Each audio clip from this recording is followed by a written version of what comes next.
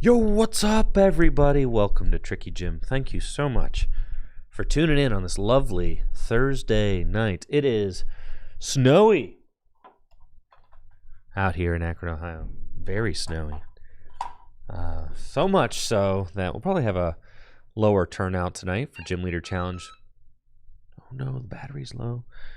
Have a little bit of a lower turnout tonight for Gym Leader Challenge League nights because of the inclement weather. And that's okay, you know. Nothing like a little cozy GLC League night, little 4-round special. Love it. And we've got our most diehard GLC fans here tonight to compete for a badge. Before we get started, though, real big thank you to Matt Wish over there on Twitch for the sub and the 77 months total. I really appreciate that, so thank you. Our babysitter was out with the flu last week, so unfortunately was not able to stream Gym Leader Challenge as I was on baby duty. Since Natalie runs the league, I just stream it. But we are back and ready to roll. Heading out for Toronto, regional championships tomorrow morning. So, Tony says, tell me you're off the Dango deck for the weekend. You'll just have to wait and see. Oh, I'm ready. I'm back up to 1750 elo. I was grinding. I tanked last night. I full on crashed out and was spamming horrible decks like Shuckle and stuff, and dropped all the way to 1550 elo on TCG Live, and then I got my act together and went on a tear and won 13 straight today. And then I think,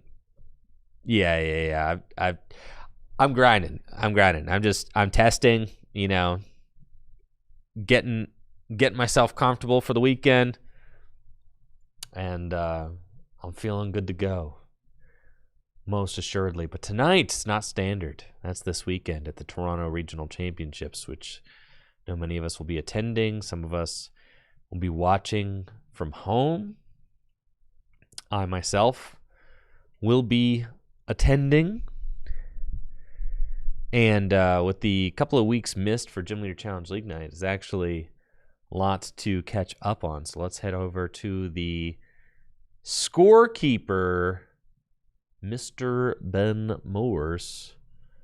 We can see morsemakes.com got the stats for our 2026 season here. Alex Carpenter in the lead so far with 4 badges. A lot of purple out there, folks. A lot of psychic decks getting the dubs.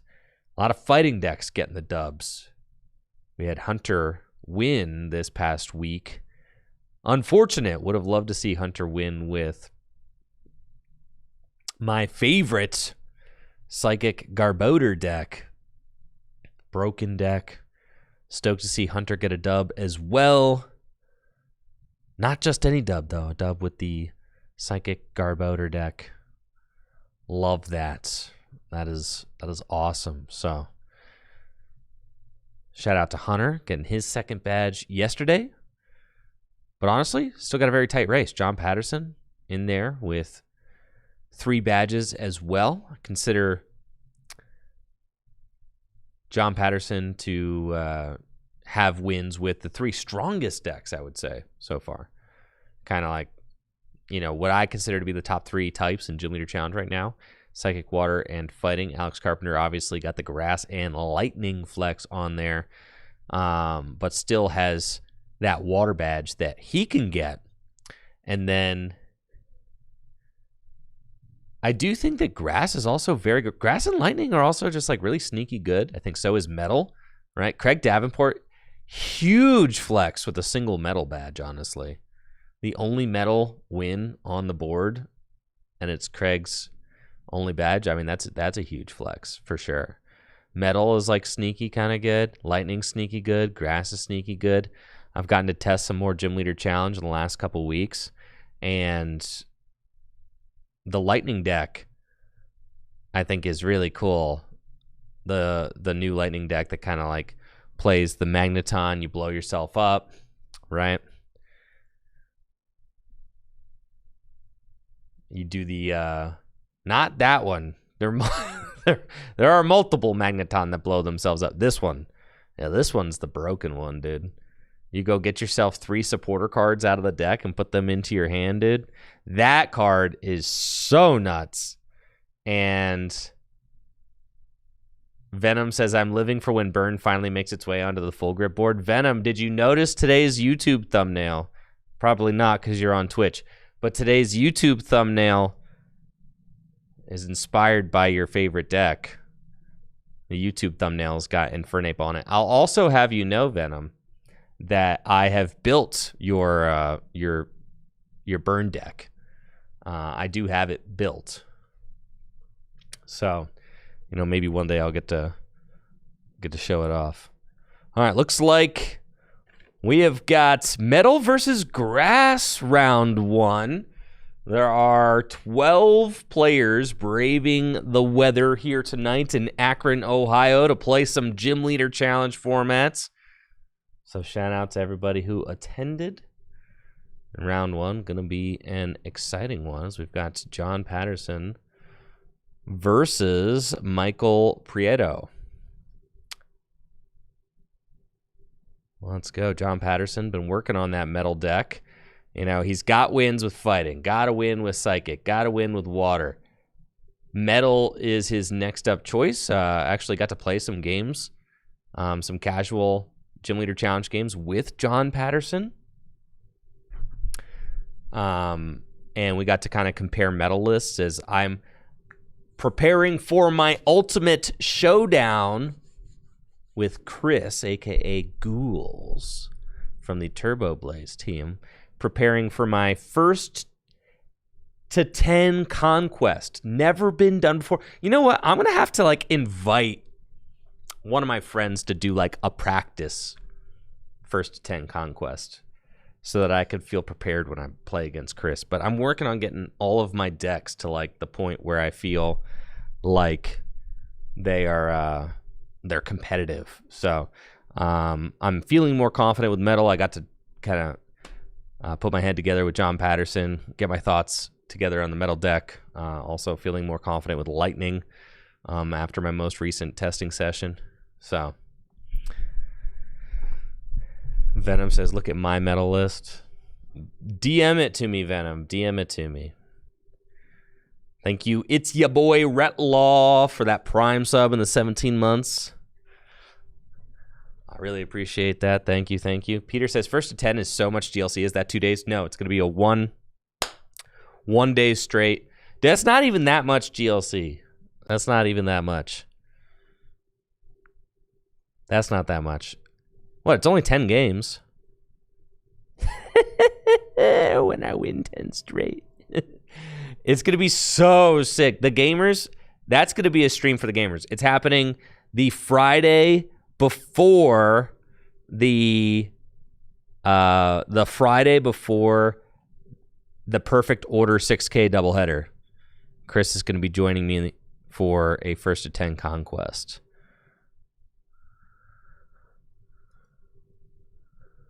All right, now give me a second while I fix this overlay real quick. Round number 1 of 4.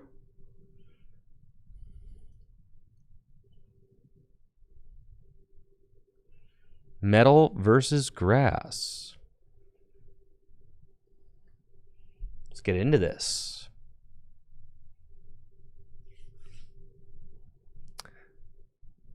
Last weekend, I filmed a Gym Leader Challenge. Not a Gym Leader Challenge. I filmed a cube video. So I'm working on a new cube video for the Tricky Gym main channel. I'm really excited about that. It's going to take a little while to edit. It's just one of those videos where it's a lot of work. This is only the second time that I've ever attempted to film, edit, and produce the drafting experience for the Pokemon TCG. But I think I've got it down now, to the point where it's like actually going to be pretty easy for me. So I'm really excited about it. And editing is going well so far. Round 1, Gym Leader Challenge League Nights. We've got Michael Prieto on the left, John Patterson on the right, and looks like John just has Duraludon Pass, while Michael's got the Badoo in the active spots. Going to be tough to deal with for sure, as it's item locking attack.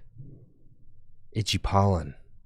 Not going to be great for John, who was unable to play any cards during his first turn. So, unfortunate start there for John. Just had to attach to Duraludon Pass. The one silver lining in all of this, of course, is that John's Duraludon, who he started, has the Metal Sharpener attack for just 1 metal energy, does 30 damage. So we'll be able to instantly knock out the Badoo. It looks like Michael's got Nest Ball, Level Ball, go get Turtwig, and Maractus then can use Hilda to go get Capture Energy and Grottle. Grottle will be able to search the deck for whatever grass Pokemon he wants next turn with his Sun-Drenched Shell ability. Capture Energy, also great for consistency, also works on the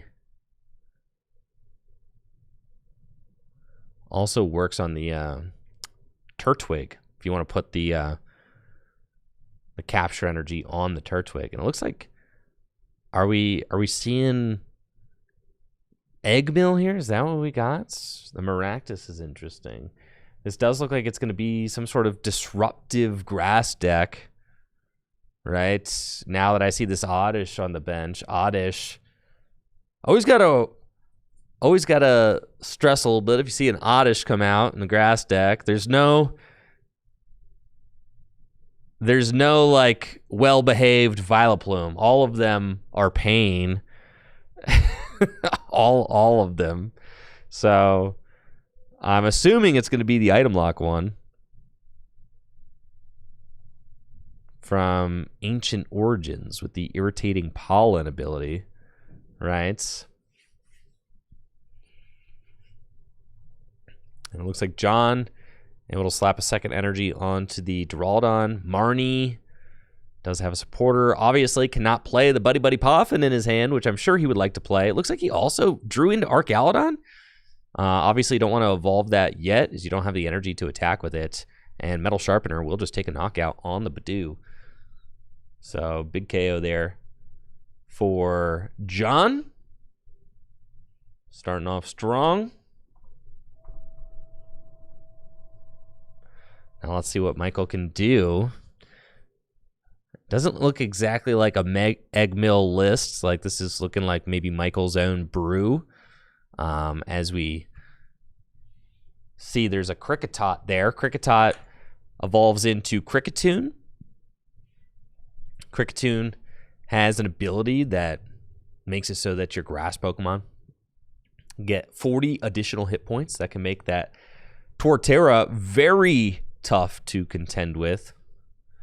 Ooh, the Shiny Gloom. And Torterra is kind of the biggest, baddest attacker in Grass Gym Leader Challenge card pool. I mean, it is just that guy. A lot of decks have big basic Pokemon who are kind of that guy. Grass, not so much. Grass's that guy is this Torterra. It's got 190 hit points, a retreat cost of 4. And sure enough, there is, yes, a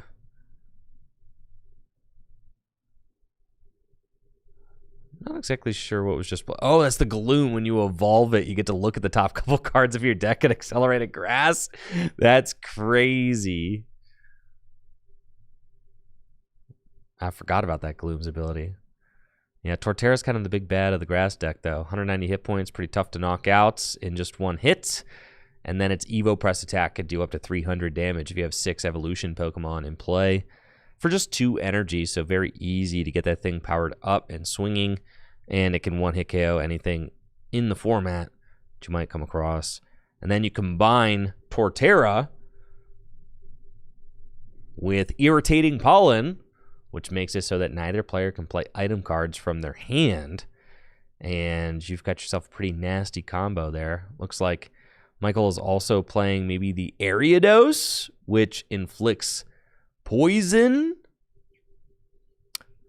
on non-grass Pokemon. Something to note, some of these metal Pokemon do resist grass. Like the Archaludon does resist grass by 30. Duraludon does as well. Now John is freed up, able to play items, and can use the Buddy Buddy Poffin. Go search his deck for 2 Pokemon with 70 HP or less. Looks like John's going to do a little prize checking first. A couple other interesting things about John's list. He does play the Galarian Berserker as well. The Galarian Berserker has an ability which makes it so that your metal Pokemon's attacks do 20 more damage. And then there's a Galarian Meowth, which can instantly evolve up into Galarian Berserker. Yes, the Galarian Berserker's got the Steely Spirit ability. Makes your metal Pokemon do 20 more damage. Very good when combined with somewhat underwhelming metal attackers, right? You've got the new Archaludon. John does play the new Archaludon, which only does 120 damage with its coded attack, but does make it so that it can't be damaged by basic Pokemon. So a very good card against specific decks, but only dealing 120 damage, not that great. However, if John is able to get that Galarian Berserker into play, 140 damage is actually like very fine. I mean, it's the difference between knocking out Iron Boulder and not knocking out Iron Boulder. I would say that 140 damage is kind of like the new benchmark that everybody needs to be able to hit in Gym Leader Challenge, because if you can't one-hit KO Iron Boulder, you're going to have some serious problems, because Iron Boulder is one of the most prolific attackers in the format right now in Psychic. Psychic being one of the strongest, most popular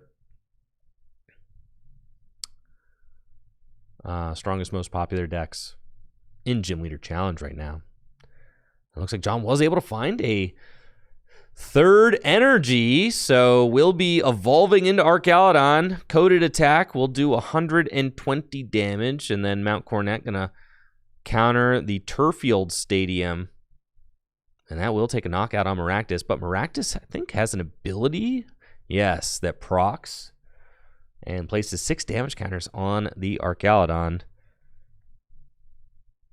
The Exploding Needles ability, if this Pokemon is in the active spot and is knocked out by damage from an attack from your opponent's Pokemon, put 6 damage counters on the attacking Pokemon. But that's 6 damage counters. I mean, going to put a real dent in Archaludon. I mean, Archaludon, 180 hit points, resist grass by 30. That's an effective 210 hit points. So if it was not for that Exploding Needles, Michael would not be able to knock out the Archaludon. Especially, there's only 3 evolution Pokemon in play for the Torterra, so it's only doing 150 damage. But 150 minus 30, 120 plus the 60, that's actually perfect math. 180 hit points going down. Perfect math with the Evo Press and the Exploding Needles.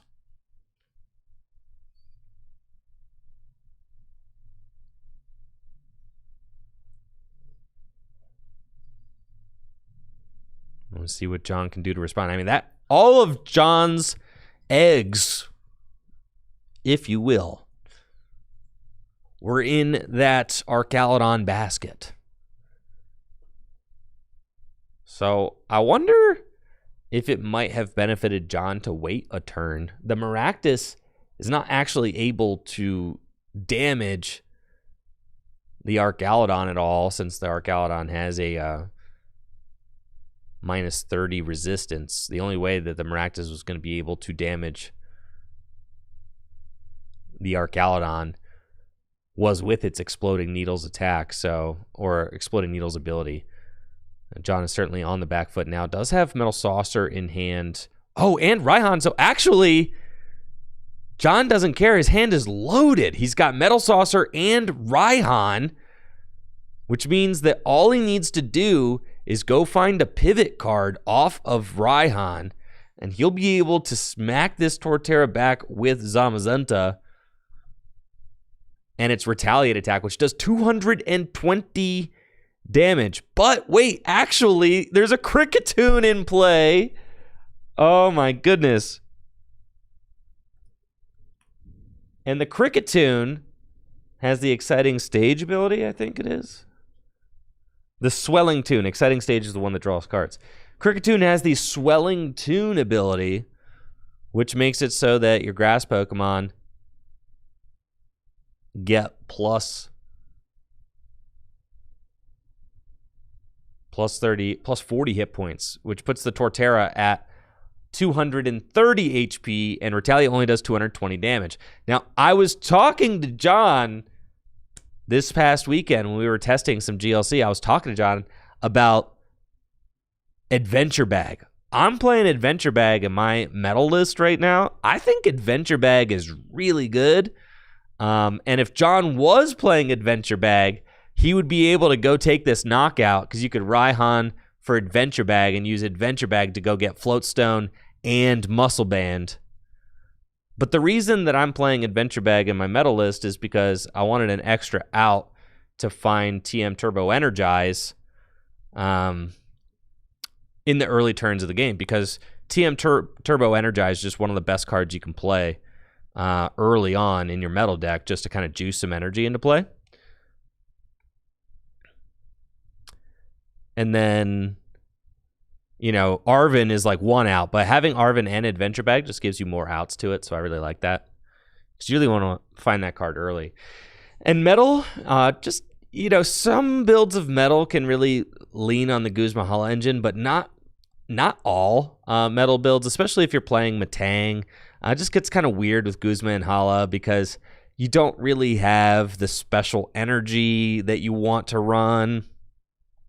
In my metal build, I'm playing Heatran, so I really don't want to make room for the special energy. I'm playing, I think, Counter Energy is the only special energy I'm playing.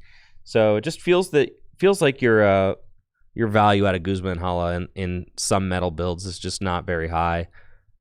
So that's where I landed on Adventure Bag, because I still wanted an additional out to the TM Turbo Energize without playing Guzma and Hala. And that's where Adventure Bag felt really valuable.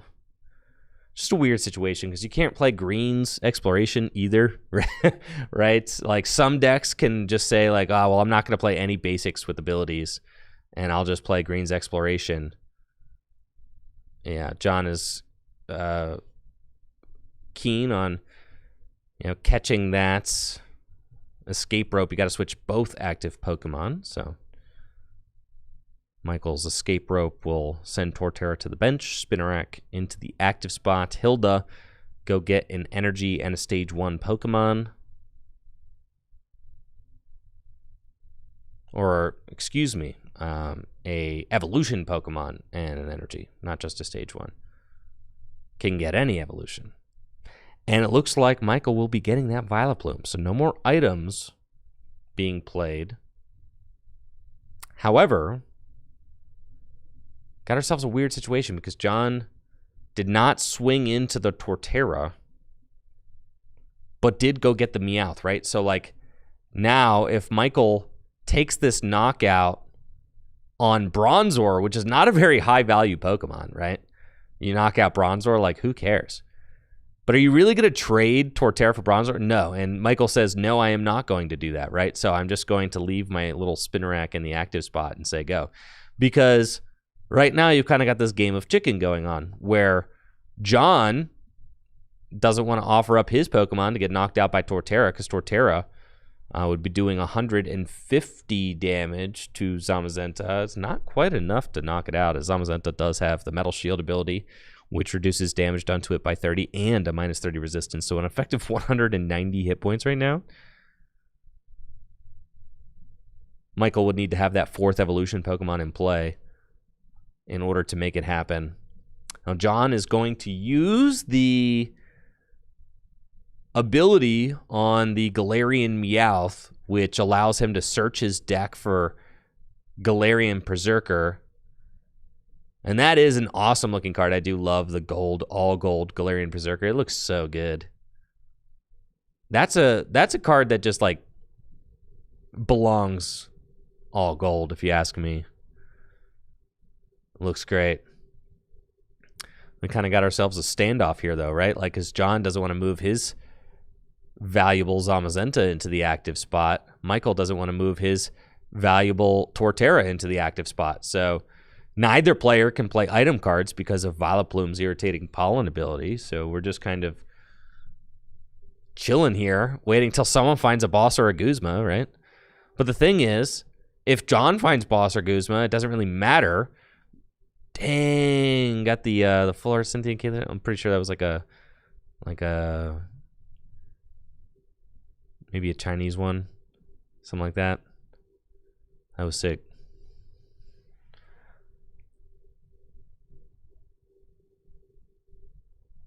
And just passing. Can't even attack with a Spinarak because the Bronzor resists grass by 30.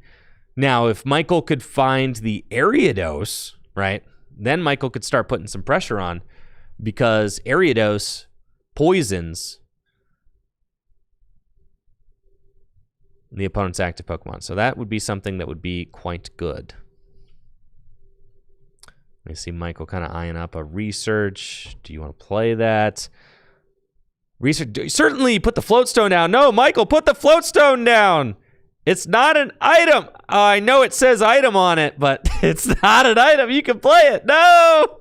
Put the floatstone on the freaking Vileplume. Oh, no. See, back when floatstone was printed,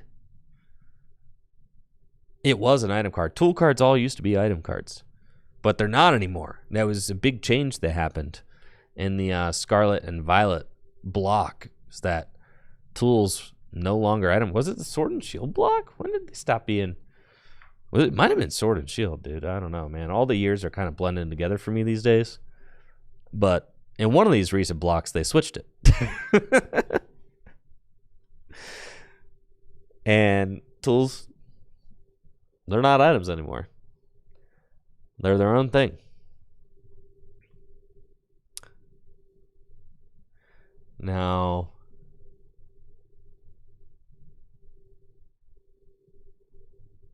looks like Michael's going to punch into that Zamazenta. Just a little bit shy of the knockouts with 3 evolutions in play. Dealing 150 damage, minus 30, so 120. The Silent Lab turned off Zamazenta's ability, and it looks like, yeah, John is not interested in punching the Torterra for 120 damage. I get it. The retreat doesn't feel good, but with Crystal Cave in play, you can kind of just sit there and wait.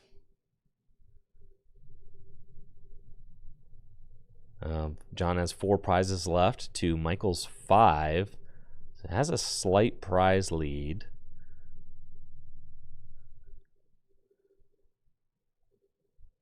And now John using Amazing Jirachi. You get to look at the top 2 cards of your deck, put one to your hand. The other one goes back to the top of the deck.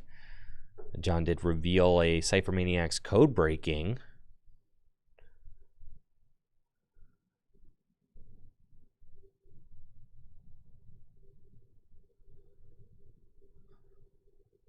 And here we go, Cypher Maniac's Code Breaking can stack the top 2 cards of the deck. And John is eyeing up the Metagross. John does play Metagross with the emergency entry Metagross. So if John's hand does not get disrupted, emergency entry Metagross. Could be popping into play magically. This is that play where it's like, don't end me, bro. Just let it slide. Let it happen, dude. Just let it happen. Don't even play Iono right here. Don't even play Marnie. Don't even do it. It's not worth it. All right, so Michael does know that he can play. Michael does know that he can play the tool cards. Well, maybe he thinks that he can't play Floatstone because Floatstone says item on it, but he can play Air Balloon because Air Balloon does not. I don't know. I'm trying to get in the mind of Michael right now, who researched away the Floatstone instead of putting it on the Vileplume. I think there's absolutely zero reason you don't just slap that thing onto the Vileplume. The only reason I can think of is if you thought it was still an item card, but it got eroded to no longer be an item card. Now, this is going to be an exciting play. You know, John had to stack the Metagross.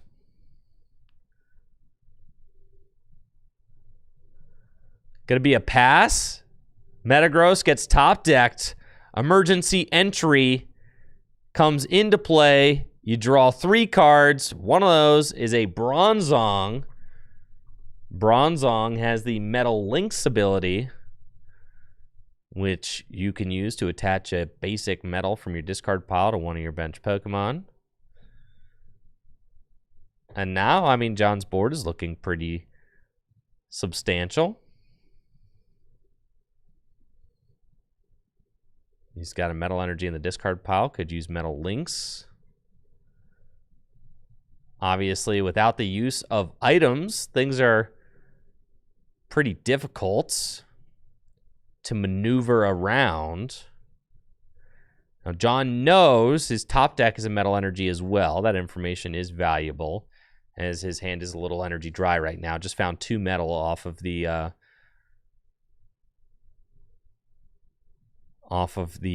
Jirachi. Oh, it's going to use Bird Keeper. Wow. That was a huge play. Emergency entry into Bird Keeper to move the Jirachi out of the active spot. And now Iron Crown coming in.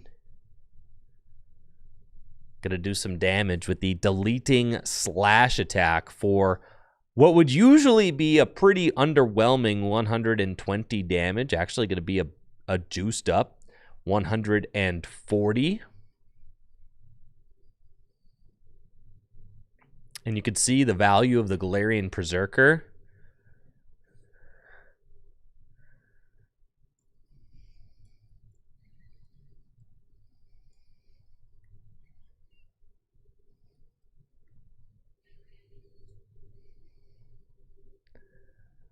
So I really like the Galarian Berserker, what it does to the math in this deck. When you look around at the metal card pool, I mean, Zamazenta is the best attacker by a lot. Being able to retaliate for 220, I mean, that's just nuts. And with its ability, giving it an effective 160 hit points, it's just a crazy card. And that card's worth building a deck around. I mean, it's that good. So then the rest of the metal question is just like, who are the next best guys? I mean, I really like Heatran. John's not playing Heatran, though. He's just playing all metal energy. Heatran requires that you play some fire energy so that you can hit 160 damage with it. Its attack does 80 plus 80 more if you've got a fire energy on it. I like Heatran a lot, but I get it. Not everybody wants to put fire energy in their deck, so John is playing the Metagross instead, kind of like an additional attacker that way. Meteor Mash, and that's the thing, is like John's deck is kind of filled with Pokemon that the attacks really benefit from the Steely Spirit on the Galarian Berserker, right? Because Meteor Mash does base 100 damage, but then next turn it does 100 more damage. So, I mean, 200 damage is obviously very good. But if you're doing 120 damage to start, that's very solid. And then you can follow it up with the 220 damage, and that's even better. So the 20 damage is certainly a big difference. Michael's just going to play Dawn to get Shaman, and there is the Ariados. The Ariados is a very cool card, can inflict poison. It's got the poisonous nest. Something like that. God, I'm goated. Poisonous nest. That's right.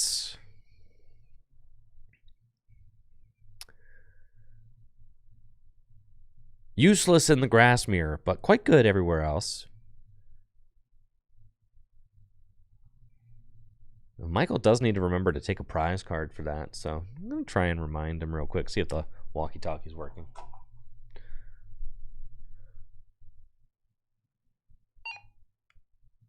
Michael, take a prize card. Okay, yeah, good. All right, yeah, I don't know why this walkie, I think, is just dead.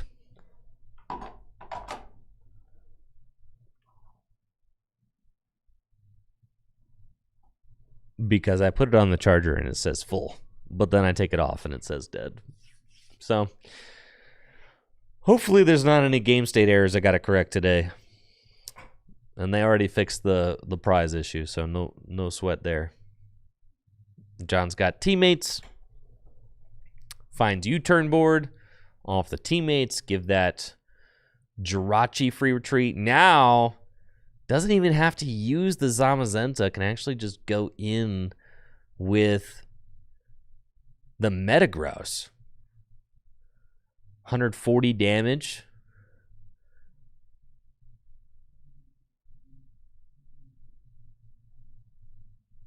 From the Iron Crown, now being backed up by the Metagross.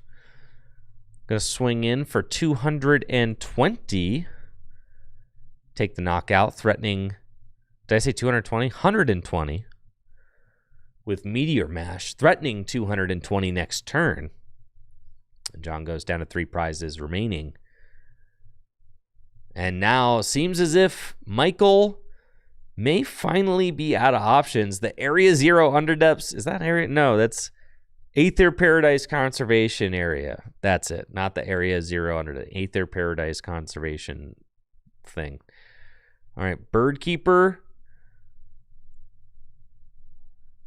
Try and draw some cards, but I feel like Michael's deck is really just kind of fizzling out now. Unfortunately, was not able to get that Torterra up and sweeping under the item lock. It feels like at this point that the item lock is probably more detrimental to Michael than it is to John, as John was able to set up his deck just fine. Yo, I'm stoked to see John is playing the Metal Core Barrier. That was something that we were talking about as well. I really like Metal Core Barrier as like the defensive tool. Like, why not, right? Yeah. It's minus 70 damage for a turn. I mean, if you just want to buy a turn, the card's nuts. And you can force your opponent to field blower it. They pretty much have to, or gust around it in order to deal with it. Giving your Pokemon a plus 70. My problem with cards like Pot Helmet and like the Metal Frying Pan and stuff in the metal deck is that I feel like people are always able to hit through it, right?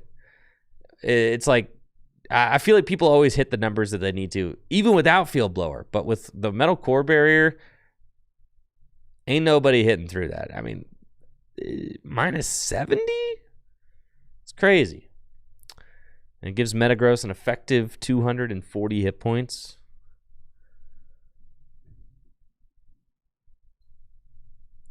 We love to see that. This Metagross, if it doesn't get moved like to the bench or anything, if it doesn't get moved to the bench, it's just going to be swinging in for 220 damage every turn. And that's what it looks like is happening right now. Poison still inflicted. John does have to remove the Metal Core Barrier. But I think right now he's just kind of like going through it. I will text.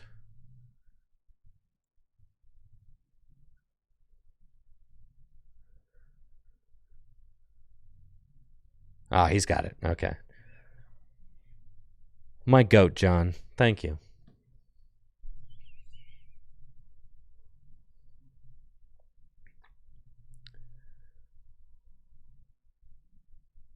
Okay, Guzma will switch the Metagross to the bench. Can't be poisoned on the bench. There we go. And now, yo, the What the heck is that tool called? Poison barb or something? Oh no, not the Violet Plume with the poison barb on it. Ah. Michael got his Turtwig absolutely annihilated last turn, so you see that John still has Floatstone in deck and just use Floatstone. I don't think he actually has a way to deal 130 damage to knock out this Vileplume, though, so still going to take a couple of turns. Muscle, actually? Yeah, Muscle Band will do it. And that is game. Zamazenta, Muscle Band, plus Steely Spirit. Bringing that base attack all the way up to 140 damage. We can see how those damage buffs really play into the strategy that John wants to do. We see Michael unfortunately prized his Venomoth. Venomoth, another famously annoying grass Pokemon, inflicts confusion and item lock. John Patterson one step closer to badge number 4 to tie it up with your 2026 badge leader, Alex Carpenter. 12 players tonight braved the snow to come out to Gym Leader Challenge League nights.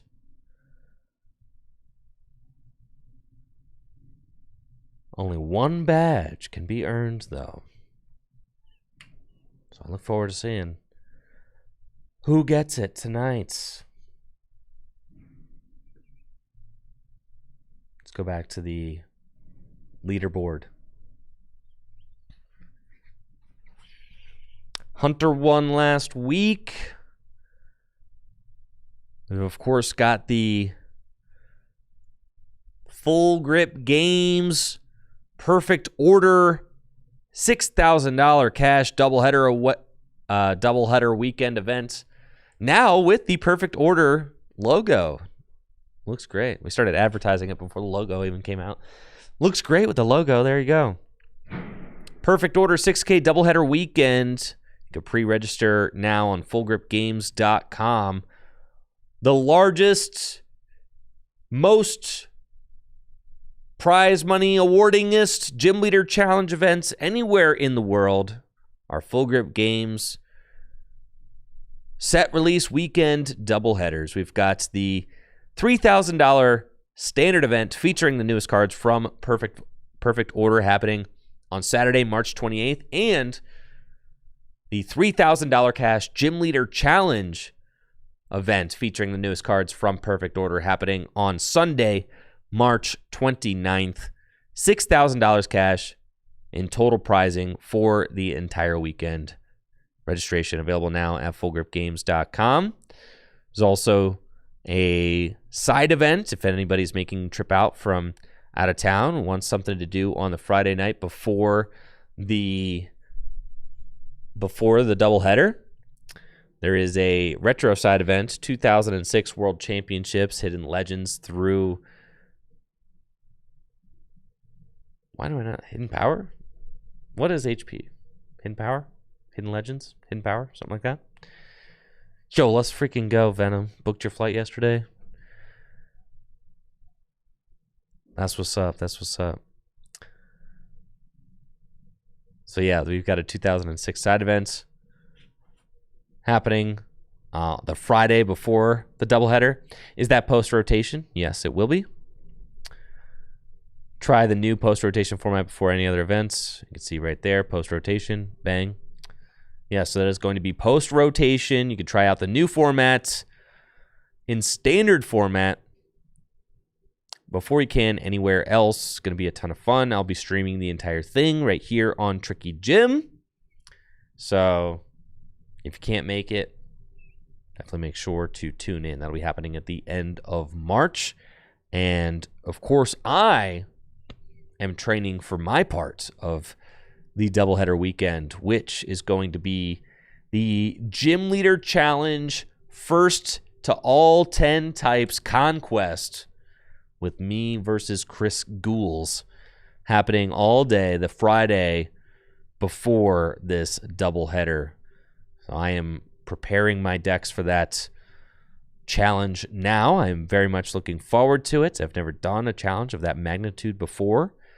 It's going to be an epic feat of Gym Leader Challenge. You feel me? Heading out to the Toronto Regional Championships this weekend with my family as well. Going with Riley, JW, Jesse Parker, and Ben Peacock. It's going to be staying in our Holland Phantom. That's what it is. Holland Phantoms. Yeah, why was it like hidden power? Like, what is that, dude? It's Holland Phantoms. Yeah. Like, duh. Yeah. I saw, for some reason, HP wasn't registering to me as like Holland Phantoms. I don't know. I need to get my skull checked. Yeah. HP is Holland Phantoms. Of course it is.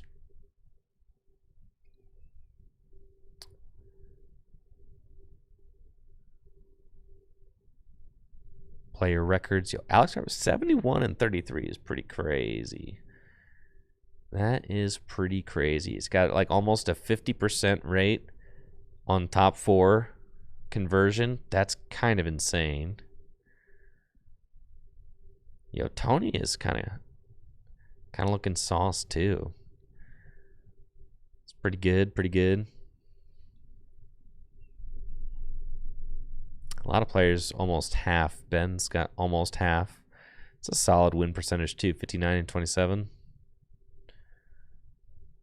That's really good.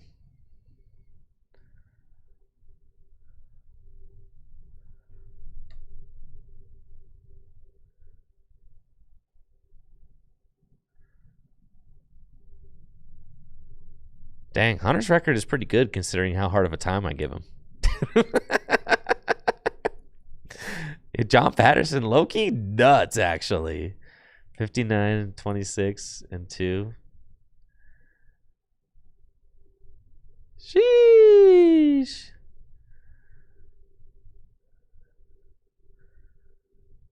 What's my favorite set of all time? Team Rocket. Easily, it's Team Rocket. It's so sick. The artwork for the set, it's just perfect. It's the perfect set. The original Team Rocket set. I have it complete in first edition. It's so sick. And you have like something I noticed, you have like the same artists. It's like the same 3 or 4 artists doing the entire set. Ken Sugimori is like doing a good amount of it. Mitsuhiro Arita. I think Arita is like the best Pokemon illustrator of all time. And you got Mitsuhiro Arita doing like, does like half the set. Half the set is Arita. Dark Blastoise Arita. This is actually a crazy Ken Sugimori illustration. I feel like most of Ken Sugimori's, this Charizard is a crazy Ken Sugimori Charizard. I feel like it's probably my favorite Charizard artwork ever. And I feel like most of Ken Sugimori's art is kind of like the stock artwork. But this one is like actually really expressive and not stock. I mean, Ken Sugimori is incredible because he kind of like Ken Sugimori literally defines what a Pokemon looks like. Yeah, like Ken Sugimori like literally is Pokemon card art. Like these Mega Pokemon, I feel nothing. Oh, I get what he's got going on. You know, 3D render, I feel nothing. Oh, look at he's so cute, so cute. Literally, I feel nothing. I feel nothing. Oh, look at him. Oh, he's nice. I feel nothing. Oh, look at Mega Starmie. Mega Starmie's so cool. So cool. Ah, get away from me, human resources. Oh, you're cute. Oh. Yeah, like Ken Sugimori, literally everything looks better through the lens of Ken Sugimori. Everything.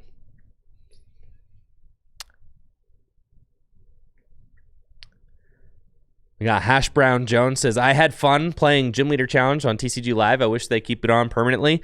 If you hope that they keep Gym Leader Challenge on TCG Live permanently, let that be known. Let that be known for sure, because the only way that we can make something like that happen is if people ask for it. So that's my hope, is that eventually it becomes a permanent game mode. 2D is way better from 3D render. I mean, 100%. The 2D, I feel like the Pokemon have so much more character when they're rendered in 2-dimension, like illustrative quality, than the 3D just looks so bad. I'm gonna. That's a hill I'll die on. Pokemon should have never gone 3D. They just don't look good. They don't look good in 3D. They don't look that good. It was cute with like Pokemon Snap back in the day, and like Pokemon Stadium, I guess, back in the day when it was like on the N64. But now that like we're on the Switch and like Switch 2 and stuff, it's just not the same. Anyways, back to my favorite art of all time. I mean, it's Ken Sugimori Himeno as well. I got to meet her, and she signed. Did I get to meet her? No, I didn't get to meet her. Natalie met her and had her sign a Ball Guy for me. I think that's the same artist, right? Is that the one I'm thinking of? Ball Guy? Is she the one who does Ball Guy? Or is that someone else? No. Did I meet Himeno? I did meet Himeno, though. What did I have Himeno sign for me? I think I met Himeno. No, Natalie met. I think I met Himeno. I think I had her sign a Celebi for me. I think there's like this Japanese exclusive Celebi. I'm like nearly positive.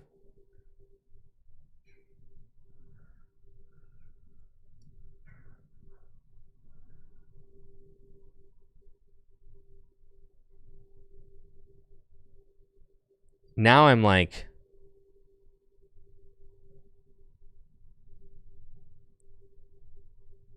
now I like have to know. This one. Is that by Himeno?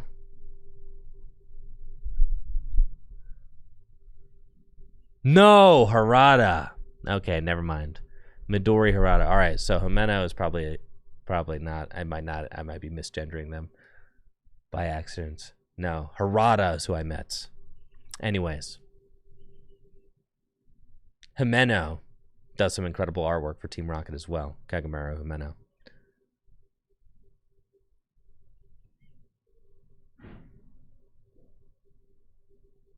Arita. Himeno. And you see, like, this is part of what I love so much about this set. Amazing artwork by Arita. Bang. Amazing artwork by Himeno. And they look like they go together, right? Like they're cohesive, you know? The set is cohesive. Even though you've got like Arita, Ken Sugimori, and Himeno all right here doing their own artwork, they all look cohesive. It all like looks like it belongs in the... Dude, look at this card. This is the best Machamp ever drawn. Right here. Arita just is absolutely destroyed the assignment, dude. Absolutely craziness. All right, looks like our next round is up. This Dark Slowbro. Sheesh. This Dark Charmeleon.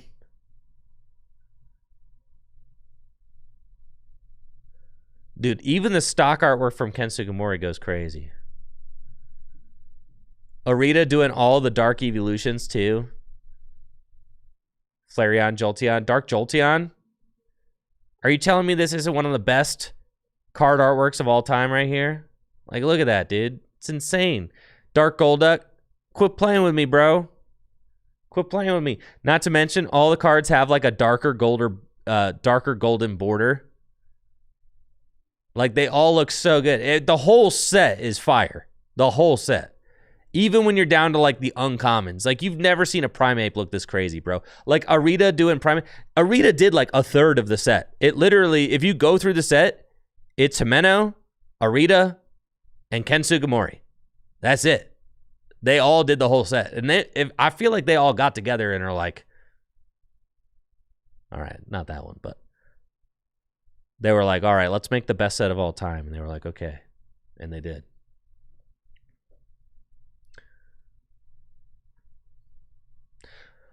Okay. Let's go, folks. Let's go. Round number 2 is upon us. We got Hoop Dog, Jack Hoop versus Jesse Lynch. Good luck to both of these players in round number 2 of 4 here at Gym Leader Challenge League. Jack Hooper on the right. Going to be playing Water. And it looks like Jesse Lynch playing Psychic, tied round 1. So, Jack Hooper 1-0 so far with his Water deck. Jesse Lynch 0-0 and 1. Let me get the overlay fixed up real quick.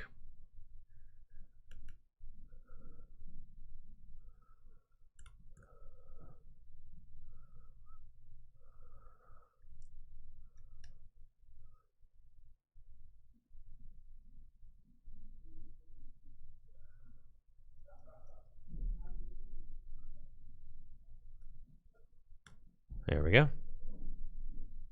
Dang it.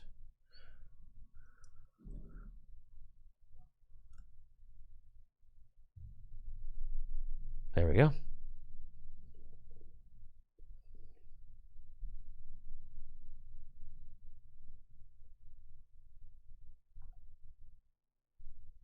It's round 2.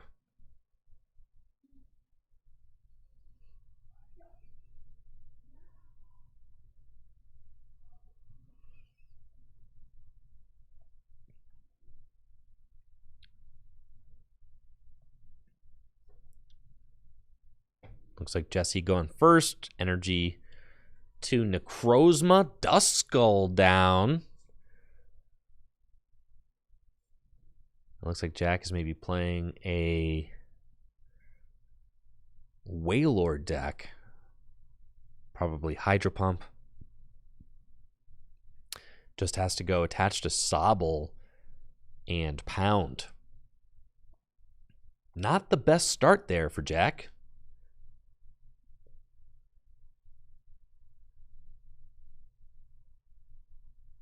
And it looks like Jesse is actually doing fine. Does have Arven, which you can use to continue establishing his board. Got a question in the chat from Hash Brown Jones. Curious of my thoughts on the Hypno with a Psy-Call attack from Silver Tempest. Any way to fit it into a Psychic deck? Yeah, that thing is crazy, huh?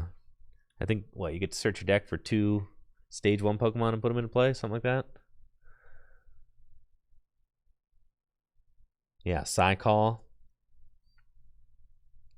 Sure, you could do that. I mean, the thing about it is, though, is that you're setting up Hypno to set up more Pokemon, but at a certain point, if you're going to go through the effort to set up Pokemon, like, are you saving space, right? Are you saving space by setting up Hypno to set up more Stage 1 Pokemon when you could just be setting up the Stage 1 Pokemon that you wanted to set up in the first place? That would be my biggest concern.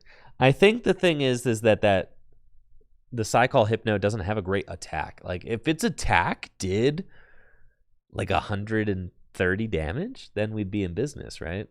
Because then you could actually attack with it. I think it's okay.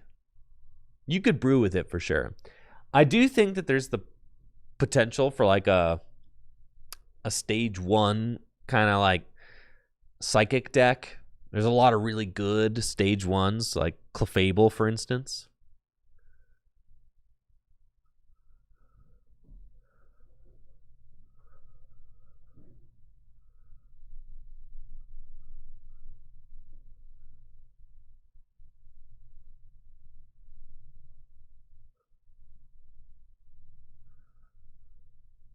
Let's see. Did Jack find anything?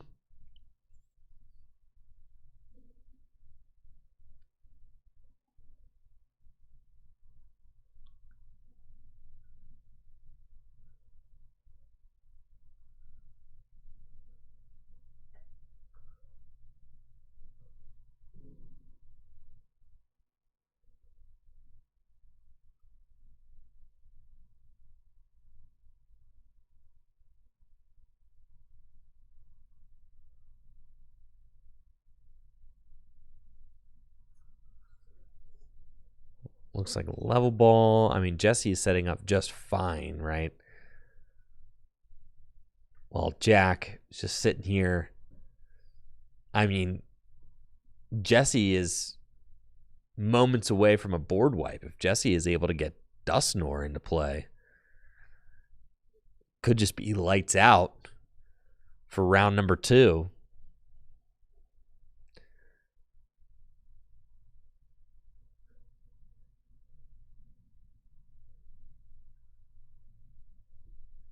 If Dusknoir is in deck, it is going. Oh, Dusknoir is in deck. Oh, here it is. Yeah. Turns out Curse Blast is good in Standard and Gym Leader Challenge. Yeah. Just placing 130 damage wherever you want on your opponent's board. Kind of nuts. Actually. Kind of insane. You can just use that to knock out the Whalmer. You got to promote first, I think. Do you? I'm not sure how that goes, actually. Do you promote first? No. You take prize first, and then you promote. Yes. Right? You take the prize first, then you promote? Or do you promote first? You take a prize first. Take a prize first. Then you promote. Because the knockout, that's resolving the knockout. And then you promote. Right? I think so. I'm pretty sure. That's going to be my final answer. Somebody in the chat can tell me if I'm wrong. I think Jesse did it right.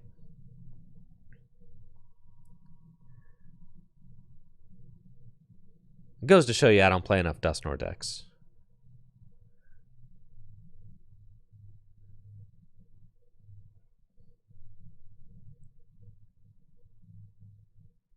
Rescue Stretcher, are we going for the Duskull back? Yo, put the Dusknoir line back in. That's so nuts. There we go. Deck still hasn't played a supporter yet? That's crazy. On TCG Live is prize first. That makes sense.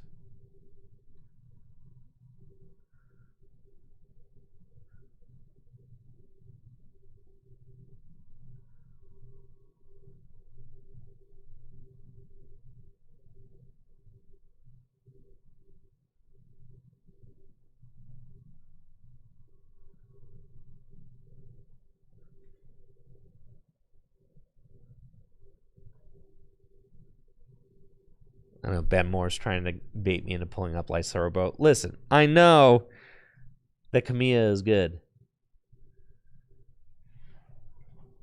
I decide Kamiya is like a top 10 Pokemon TCG artist, but I think Arita is just the GOAT.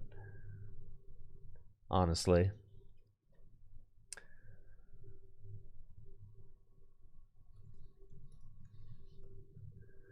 I think Arita's got like the craziest profile.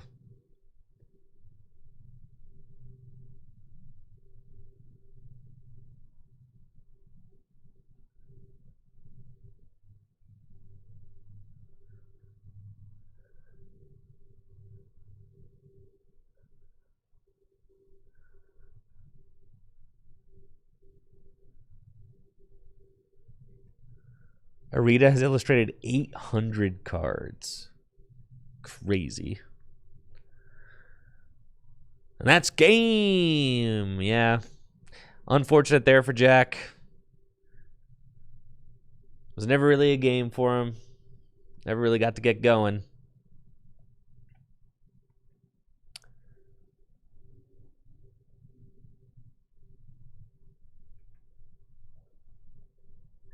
Look at Arita. I mean, sheesh.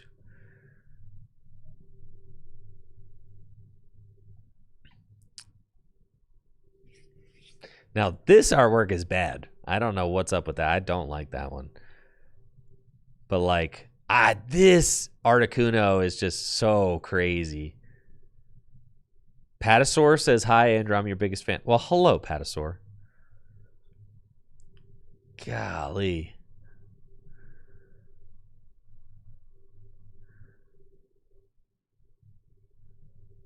It's like when you consider Arita's classic work with his modern work, it's just so crazy. Like some of the most iconic cards in the game are like all Aritas. So for me, Arita just has to be the GOAT. They're like all the most iconic ones are like ones that everybody knows. They're all Aritas. Like the Bulbas, like dude, literally base set Bulbasaur, bro. Like, literally base set Venusaur. Literally base set Squirtle. Literally this fat Pikachu. Literally that thing. But then you combine it with like the newer cards that he's done as well.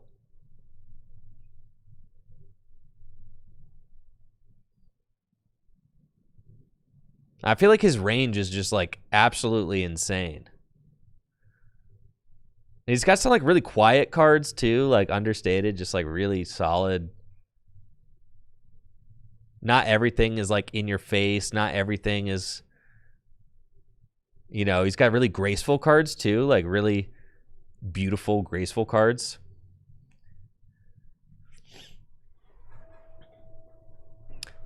I went through an era where I thought that Kamiya was the best.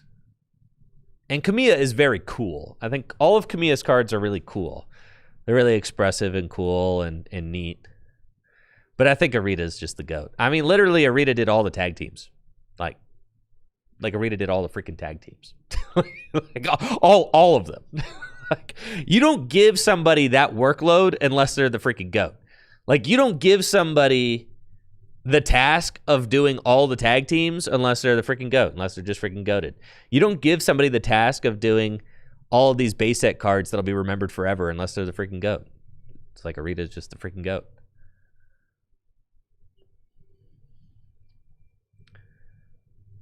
It's not about the quantity. I mean, Arita's got a lot of, like, I do love this one. It's very expressive and cute. Arita's got a lot of cards that, like, I don't remember, right? Obviously. But that's because they work him like a horse, dude. Because he's the freaking GOAT. Like, they work him like a dog, bro. Because he's the GOAT. He probably churned some of these out in like 20 minutes.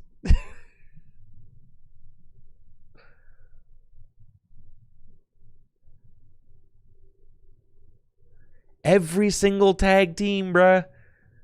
Every single tag team. Literally Pikachu. Literally Reshizard. All right? Literally Reshizard. Just because he did so much doesn't mean he was good. Maybe he's the cheapest art. Yeah.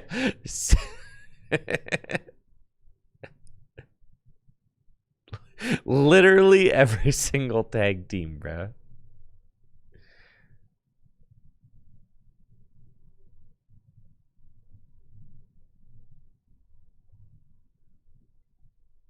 Anyways, I gotta grind, bro. Let's hop on the clientele. Listen, Toronto ain't gonna win itself.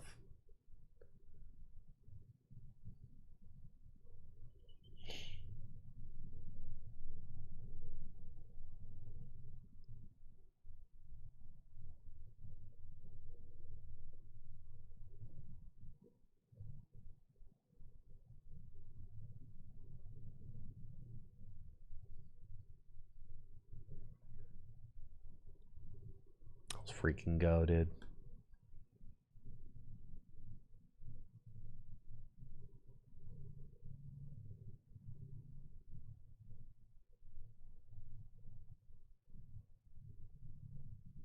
Yo, what's up, D's Nuts in the Twitch chat? No, that's YouTube chat. What's up, D's Nuts in the YouTube chat?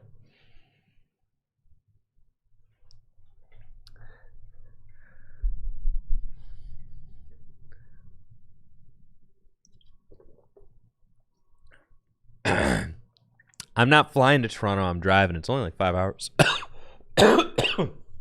It's only like 5 hours from here. Excuse me. Yo, who's Tim Rocket?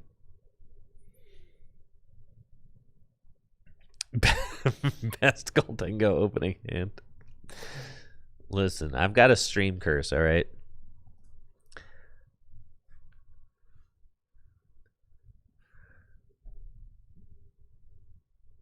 Sheesh. All right, yeah, we're chilling. And this right here, I'm fully on board, folks. Fully on board. Fully committed. I am fully committed to the lifestyle now. Fully.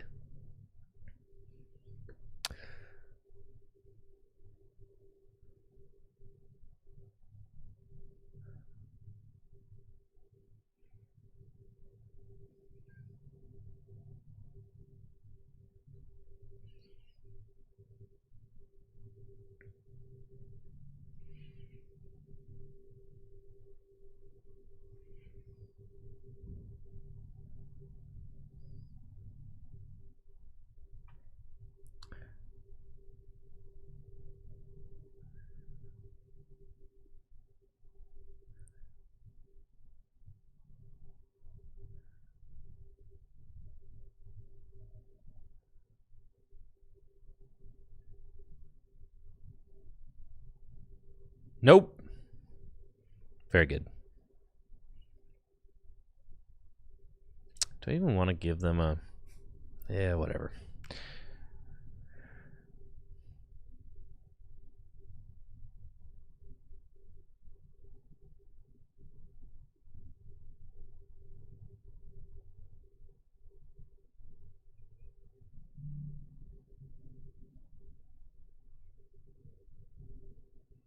Am I attacking for across the lower corner? Yeah, I got the slot bunny, dude.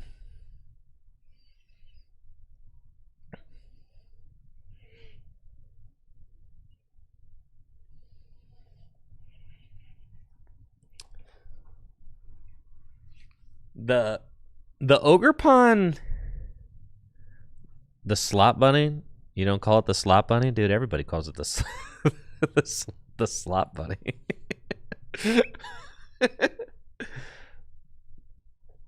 Everybody calls it that. This deck is like low-key kind of scary. A little bit. I mean, it surely does a lot of damage. I'm waiting for the next round. GLC is not over. It's just we had a quick dunk. And I'm going to Toronto like tomorrow, so I figure I might as well actually play this game. You know? The deck's like a little scary. I mean, it could take out like a big... It could do the big one-hit knockout thing like very easily. Money. Cash money, dude. But then, like, at the end of the day, it just gets absolutely slain because you're just attacking with, like, some horrible, you know, two-prizer. So, like, it just doesn't matter. Like, at the end of the day, like, this deck just, like, wishes it was a good deck, but it's not a good deck. That's what it comes down to. There are times where it looks like it could be a good deck. You're like, wow, I'm doing like 1 million damage. Remember when I played against Jesse's Excadrill? Of course I do. Yo, what's up, Trust Your Pilot? How's it hanging over there in Pilot Land? Welcome all the piloteers. It's still Gym Leader Challenge League night. I'm just grinding for Toronto. I'm playing TCG Live. Am I okay? Yes, I'm grinding for Toronto. There's a very specific reason. I'm grinding for Toronto. That's it.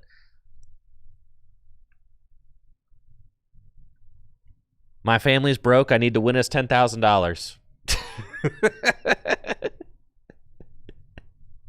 Yeah. So, got to win Toronto. Got to practice. Gotta be on my A game. Gotta be on my A game this weekend. So I gotta play the client. Yeah, that's what we got going on. Yo, big shouts to Trust Your Pilot. Thank you so much for the raid. If you haven't already, make sure to check out Trust Your Pilot, the most knowledgeable Pokemon TCG Live enthusiast out there.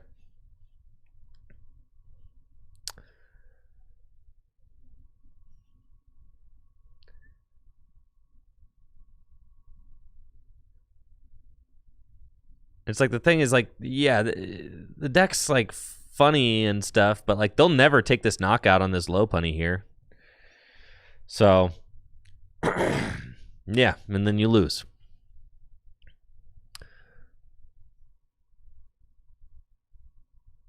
I know, and the haters thought I was down and out, bro.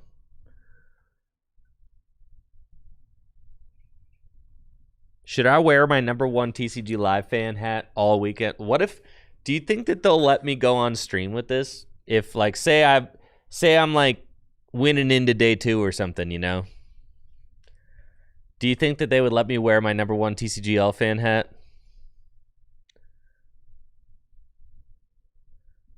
I should probably bring it to Toronto, huh? It's official. It's official.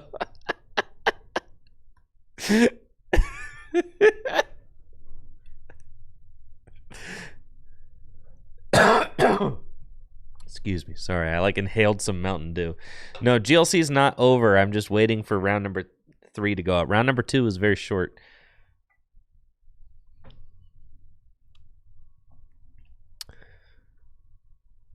I'm gonna get to like 2,000. I'm gonna get to like 2,000 elo. I'm gonna be glow. I'm gonna be like Super Saiyan. I'm gonna be like a Super Saiyan Goldengo player.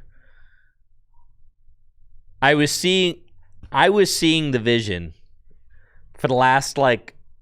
I was crashing out when I was ending stream yesterday, but I figured everything out, and I see it now. I see it. I see the lines. I see the gameplay happening right in front of me. I finally have the reps in, I think, that I actually needed.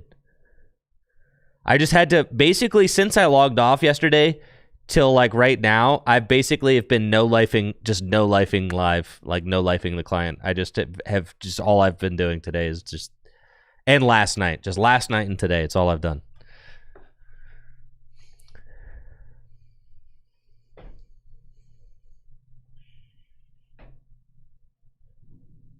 Please don't wear the hat. No, I think I should wear the hat.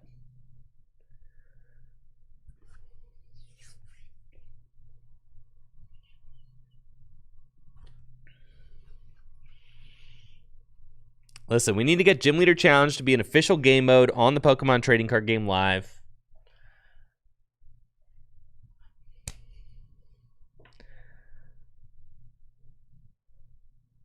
We got to promote, chatters. We need to promote. I got to stop starting this idiot. Stupid, dumb Hops Cramorant. Get him out of my face. My turn? I don't want it to be my turn. Okay, I'm fine with it being my turn now. Let's go. Let's go. We're in there. We're in there. We got the bunny. We got the box. We got TM Evo. Let's go. Money. Did they announce something? I thought they announced something. Did they announce something about more cards on TCG Live?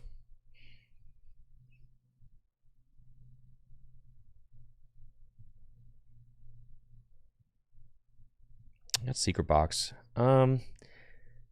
Do I think I will get item locked? I mean, there's a Pheasantipity in the active. It's impossible to say if I'm going to get item locked. So do you just play the secret? Do you play the stinky box?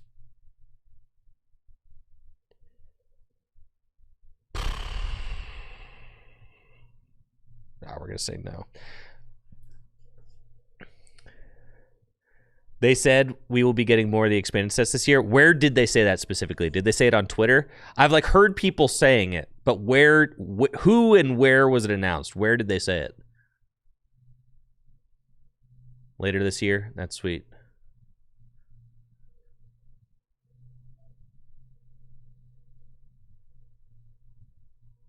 Grace on Stadium says a good way to promote might have been playing some GLC on my channel when it was on its platform the entire month of December. I was very busy in December.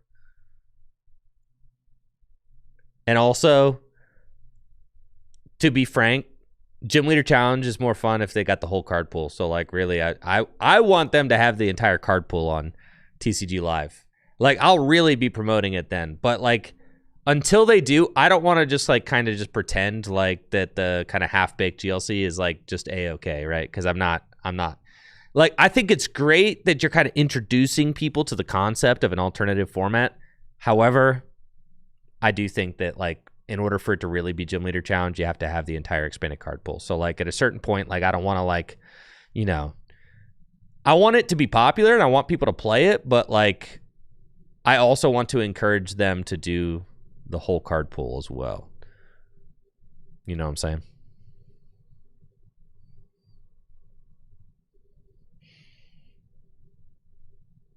All right. Off to the races.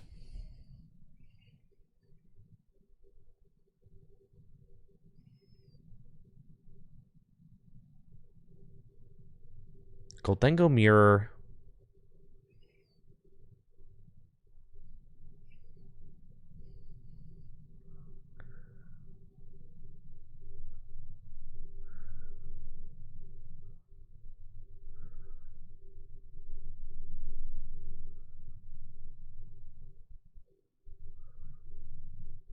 Got the metal in my hand already.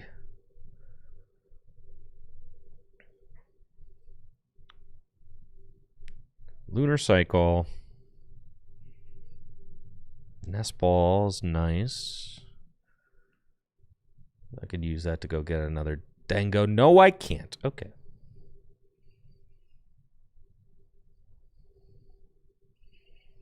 There's no more Dangos. Okay.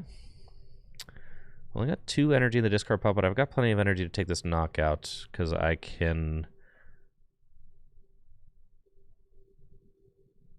Yeah, I mean, I have it. It's just not like the coolest series of things. This is why Secret Box is just so good. It really just, it allows you to do like these double turns where basically like you can like double supporter. It's like what it feels like. It basically allows you to just go get like exactly what you need. It's nuts. It's just nuts. You can like Arvin and box in the same turn. It's crazy.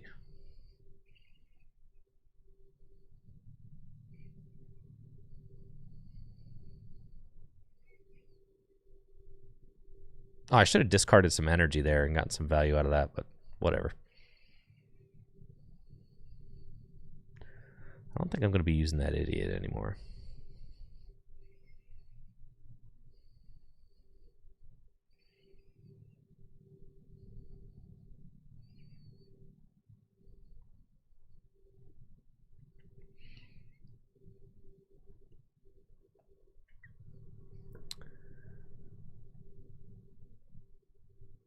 Sweet draws there. Sweet draws.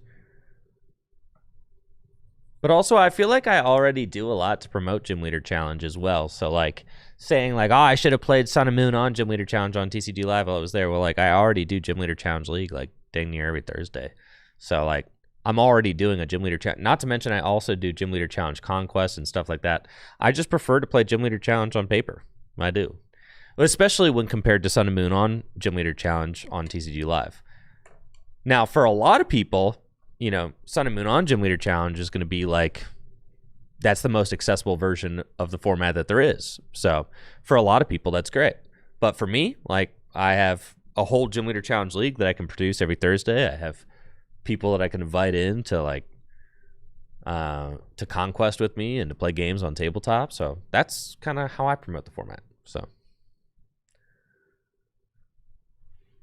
and that's how I enjoy doing it.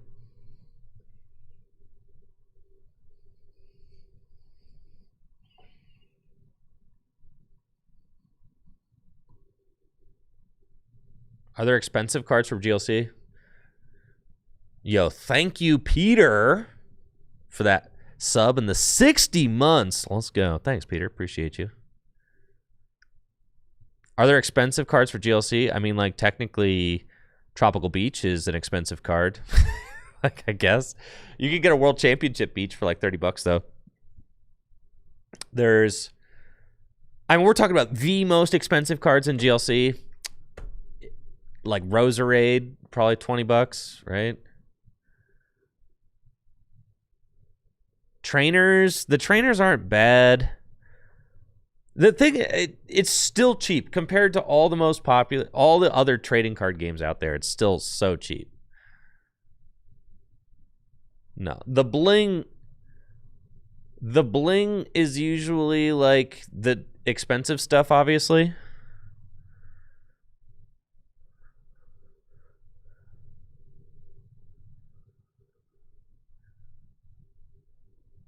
And some cards are tough to find just because they're kind of old.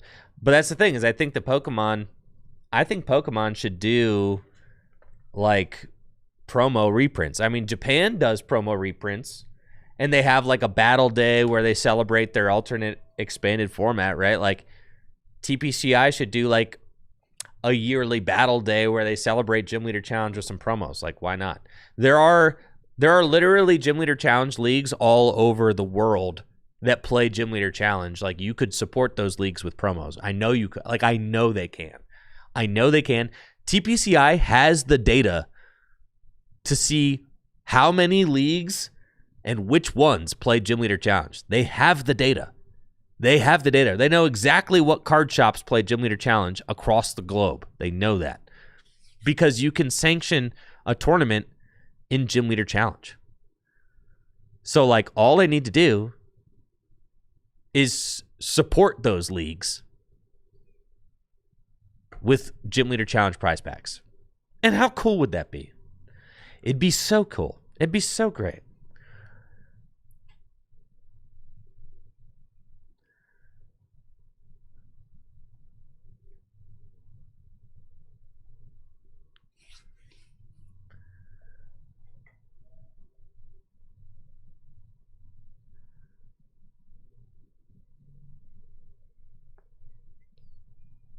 You got 2 consistent weekly GLC leagues in the Bay Area. Yo, that's dope.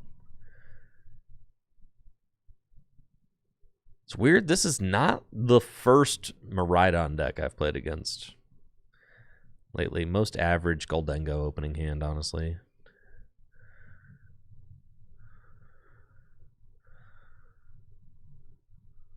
See, I would have not had a dead hand if I didn't prize my secret box, but I did, so.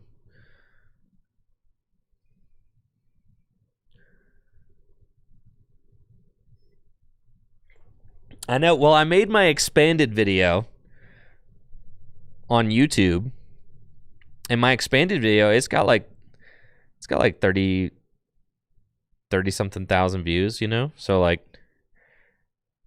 it's got 35,000 views. That's not nobody, you know? Maybe TPCI will see that and be like, we should make expanded promos. Maybe they'll think that. Maybe they'll have that thought, you know? Milwaukee has a GLC league and a monthly tournament. That's beast. Houston has several leagues that support GLC. That's so sick. That's so sick. I love that. Come on, top deck. Save me, top deck. Save me, top deck. Y'all ever tackled with this gimme goal? I have today. That's what I'm saying. Even if they just did like one set of expanded promos a year, like, that'd be cool.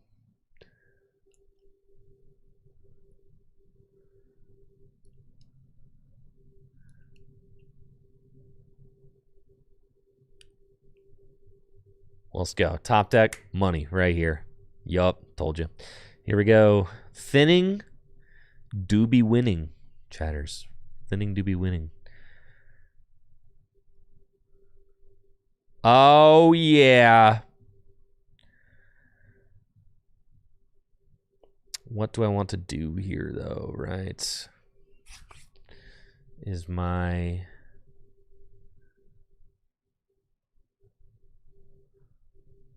Just take the knockout with my guy. I feel like I've already lost this game in a way. No, I can still win. Because I'm a freaking boss, dude. I can win this. All right.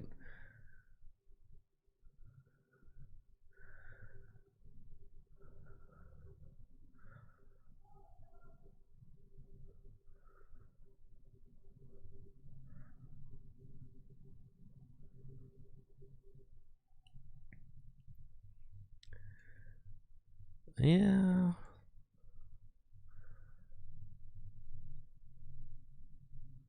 That was a good draw there. Good draw, good draw, good draw.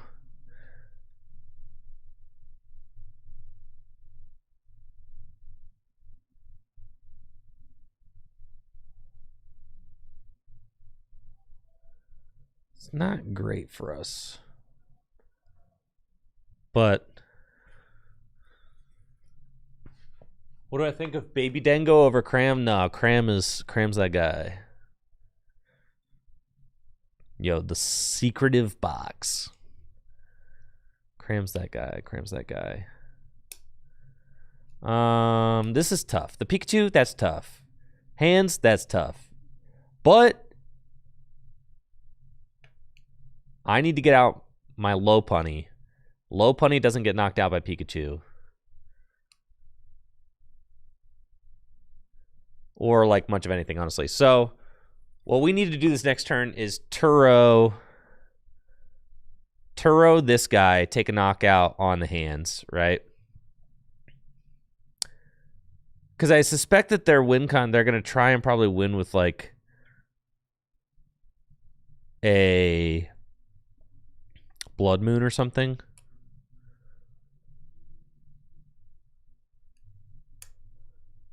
I don't exactly know like who their third attacker is supposed to be. I guess Blood Moon.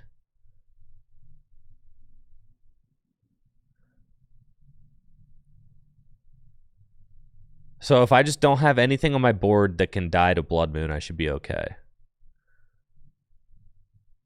Yo, Coco Boswell, that's what's up. Good luck, good luck. Jesse with the Prime sub in the 83 months. Appreciate you, Jesse. Thanks. Yeah, this is gonna be tough. It's gonna be tough. Gonna be tough. Gonna be tough. It's fine though. We get the Lopunny out next turn, and I boss take a knockout with a Lopunny, and that's what we're gonna do. Okay. Already got KO.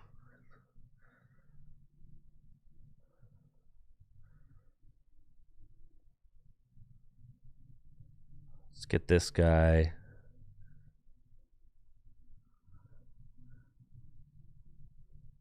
Okay. Turo up this guy. Secretive box. I'm farting. I'm having a brain fart. That's fine. Okay. Get me the bunnies. And also another boss, dude. More boss, more boss, more boss. Get me bunny. Okay. Got Fez in there. Okay. Good. That's fine. Energy in the discard pile 3, about to be 4. Wait, am I missing the knockout? No, I'm chilling. No, we're chilling, dude. Okay. And here we go. Blammo! Okay, 1, 2, 3, 4, 5. Done. Knockouts. Okay. So we take that. And then they pass that energy back to Pikachu. They're going to go to 2 prizes. I'm about to get annihilated. We're going to gust around Pikachu, leave no liabilities, and just say, like, how do they actually win from there, right? I don't know. What's their win con? What's their outs? They have to, like, what, bench Crispin to... Yeah, I don't see it. Like, who are you Crispening to? And if you Crispin to a Zekrom or something, I would have gusted that thing up and knocked that out. Oh, they can attack twice with Pikachu. That's crazy. Okay, that's their win con. Okay, I see it now. So then I needed to not have this second Goldengo in play. That's my misplay. That's a huge misplay. Ah, yes. I needed to not bench the second Goldengo. That's my misplay. And now I won't be able to do anything about it. I guess I could Turo. I could go double Turo over the course of the next 2 turns. Because they got all their eggs in the Pikachu basket. Yeah. So that's what we're going to do. We're going to go Turo the Dengo, swing with Megalopony. And if they have a way to do 230, then sure they do. Fine. Or I just go Turo the Goldengo, poke this. Oh, yeah, that's what I'm going to do. Yeah, let's do that.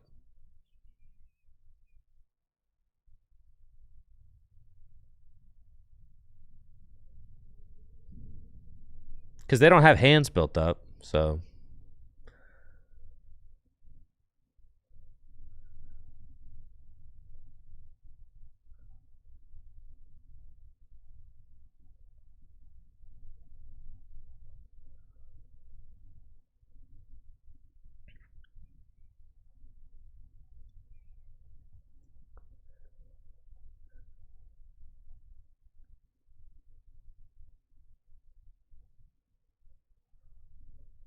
Okay, yeah. This seems fine.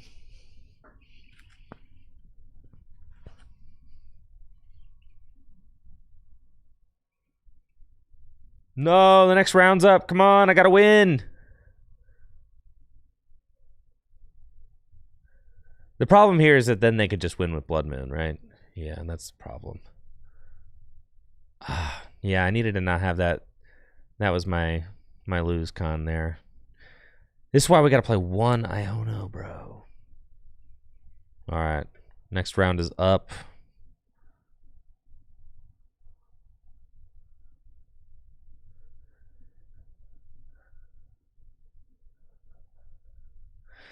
It's the John Patterson show tonight, folks. We got John Patterson versus Sean Rowers fighting versus Metal. And you have to imagine they have Boss in that hand, yeah. All I gotta do is bench Blood Moon. Maybe they final prize Blood Moon. I'm gonna Topaz Bolt. That's such a silly use of Topaz Bolt.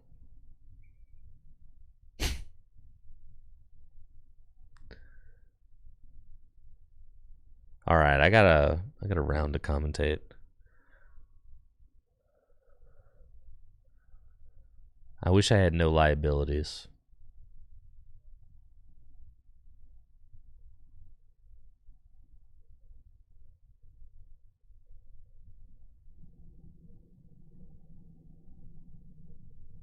But unfortunately, my life is full of liabilities.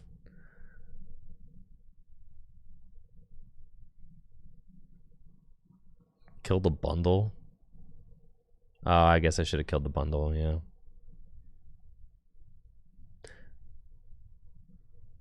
Well, no, because I have Goldengo, so if it's Blood Moon, I'll just send up that. If I kill bundle, they need an energy too.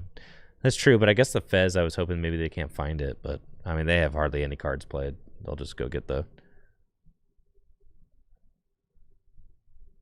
Put the Blood Moon down. Put it down. See, and this is where my Rocket's freaking Watchtower would win me the game. You prized it. You prized it. It's your final prize. Scoop. Ah, frick me. All right. All right, so that was my... See, I lost that because of me, though. I lost that because of me. So, that one's okay. All right, let's get into this. GLC round number 3 is coming up.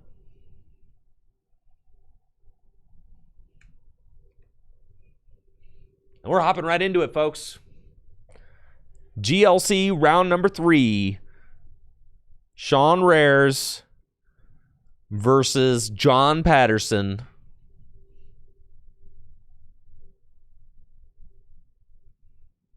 Dang, we got ourselves a gamer game here. This is 2 optimal starters facing off. Amazing Rare Jirachi versus Solrock.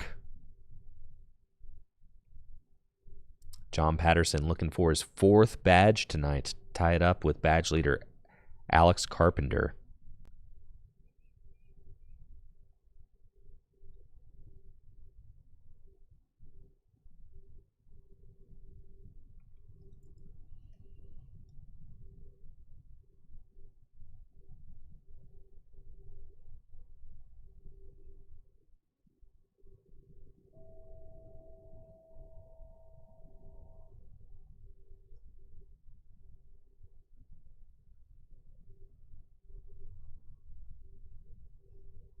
That is round number 3.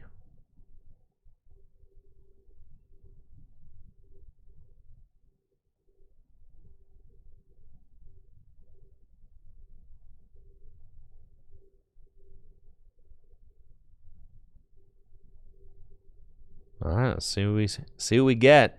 Now, John's deck, I mean, has got the Arcalodon in it. So Arcalodon could be a major player in this matchup. Arcalodon, of course, with the coded attack that does 120 damage, and during your opponent's next turn prevents all damage done on this Pokemon by attacks from basic Pokemon.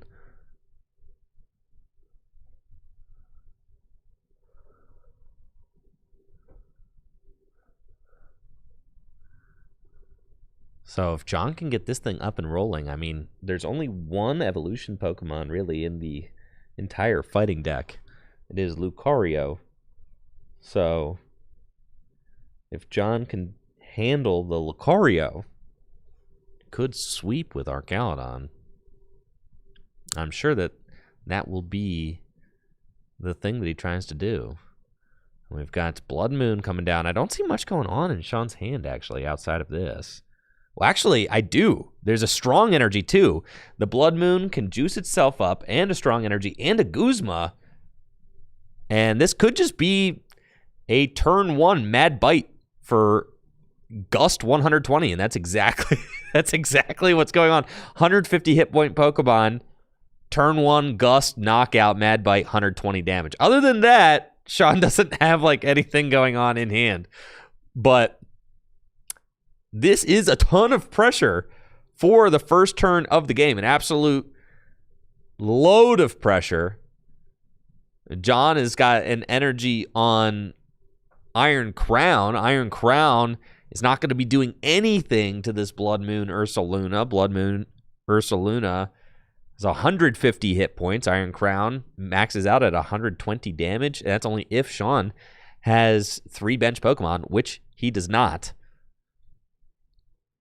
And John has to go Guzma, Solrock, and Pocket. But one of the only other cards in Sean's hand is Escape Rope. So Sean is going for more. Can knock out the amazing Jirachi. I didn't see a lot of intrigue there off the top of the deck for John. So, I mean, this could literally just be Blood Moon Sweep. I mean, is it going to be more TCG Live here, dude? Is that what we got? Another Metal Energy? Nothing. Just nothing from John. Versus Seeker. Like, are we going to Guzma again?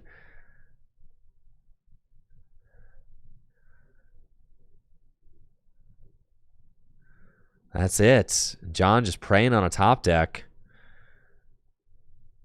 I suppose has to take the knockout, right? And you take the knockouts.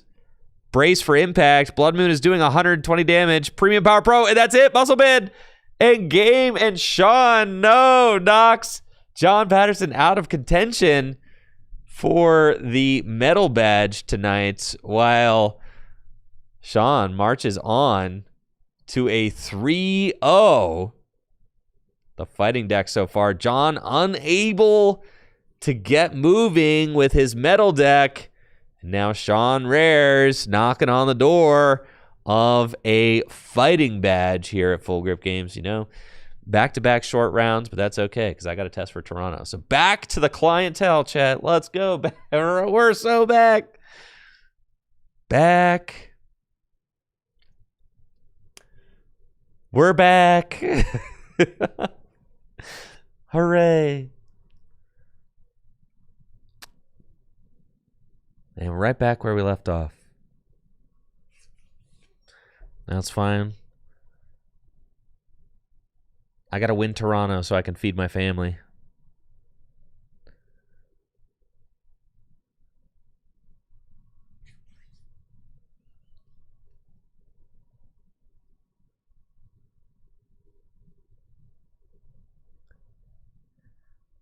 Just can't get enough of that. Sweet, sweet trading card game live. That's what I'm saying, dude.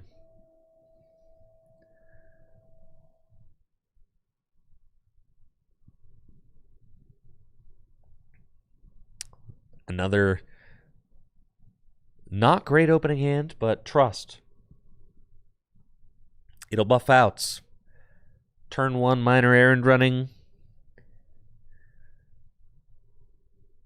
Turn 1 earthen vessel. We thin so that we can win. Another one. Another Miraidon deck. You've got to be kidding me.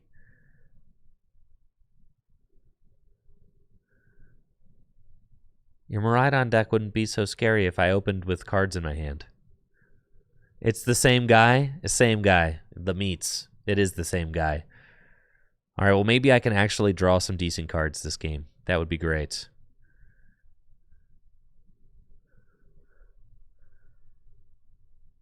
You know, that is not nothing, so...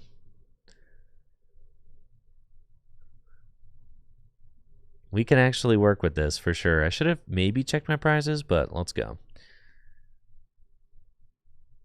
Minor errand running.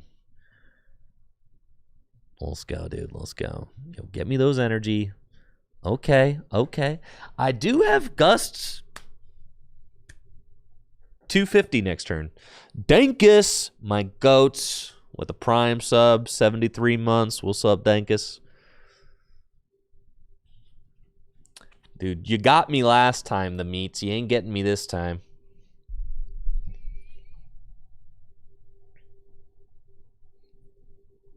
All right, there's that Pikachu.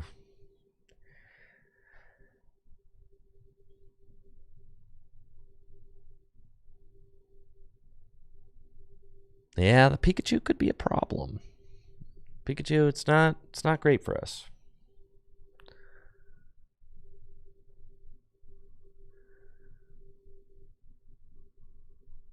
But we should win this matchup like every time. I've thought about it. This deck is not good. Joltik Box is really not a good deck. We should win this matchup every single time.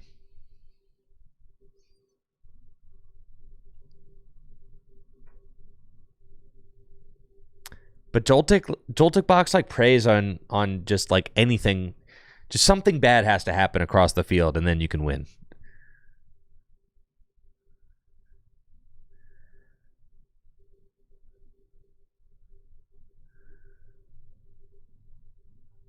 I got the Latias. All right, who should we take out?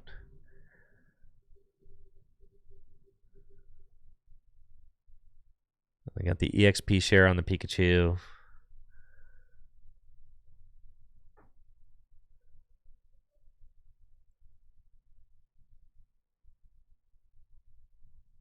All right. It's got to be the hands, right? Dude, double dank. God, I'm blessed. Let's go. Coin bonus.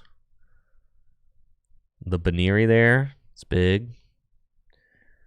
It's big. This big. I just have 5 energy to dump in hand. Like, okay, all right, dude. I guess so. I guess this is just how we're doing it. Just that guy.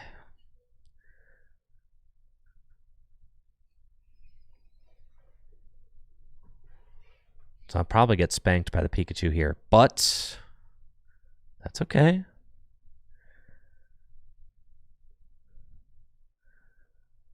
those are some good cards to find. No, Logan, we are streaming GLC tonight. It's just that the last 2 rounds have been like very quick wins. So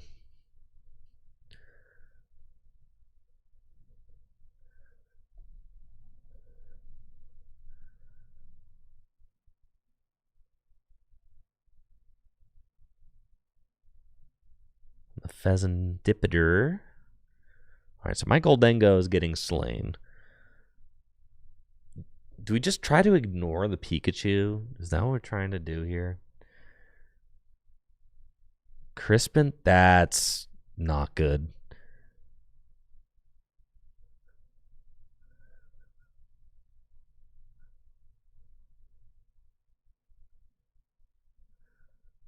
That's certainly not good. This Pikachu is way too scary. It's doing way too much.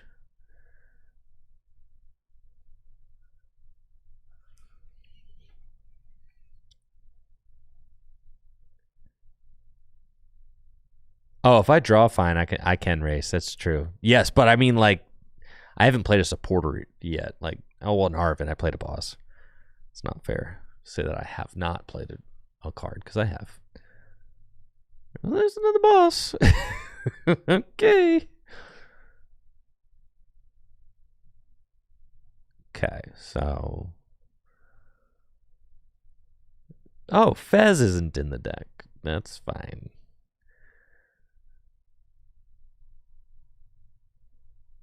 No sweat. Okay.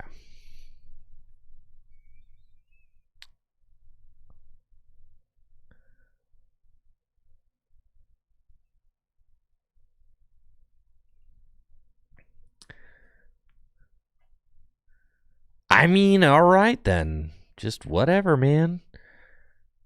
Listen, I just need more cards.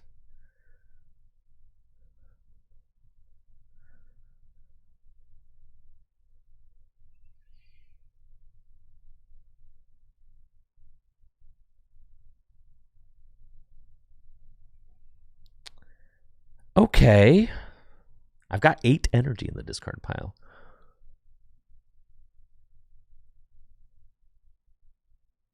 Uh-huh.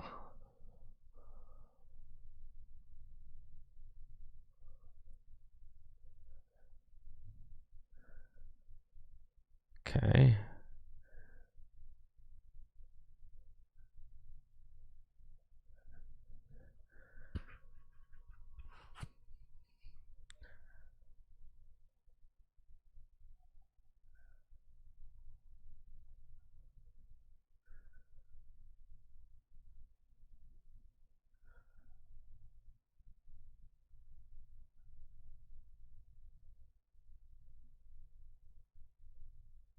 Oh, Nest Gen. Yeah.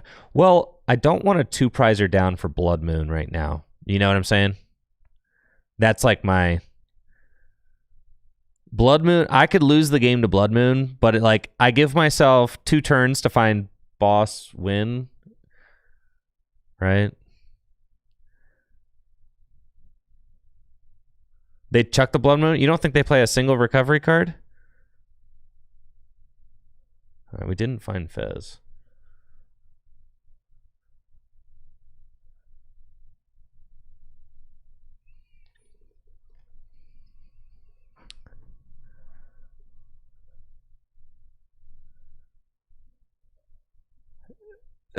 The Joltic Fox players are mad greedy. I mean, yeah, that's for sure. That's facts.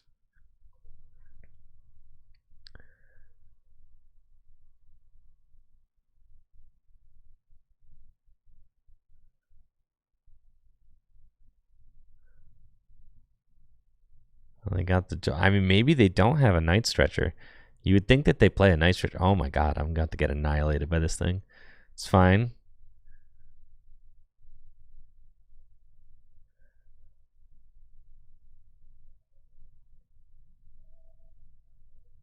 You just don't need recovery messages. So you think the Blood Moon in the...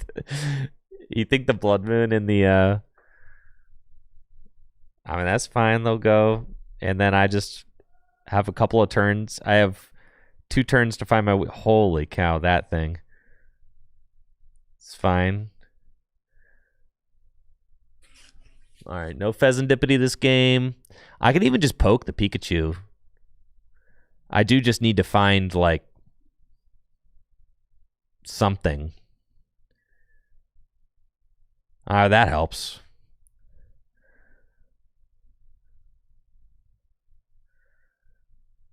Okay.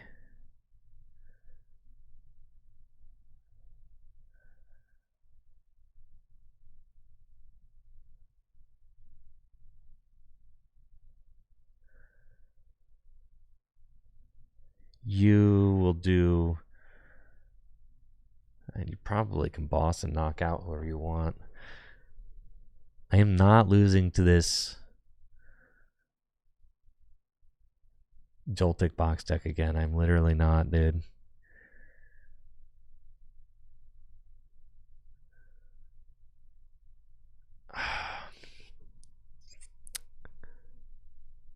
Okay, I think I have to poke this. They retreat into Galvantula. So they retreat into Galvantula and take the knockout. That's probably what they do.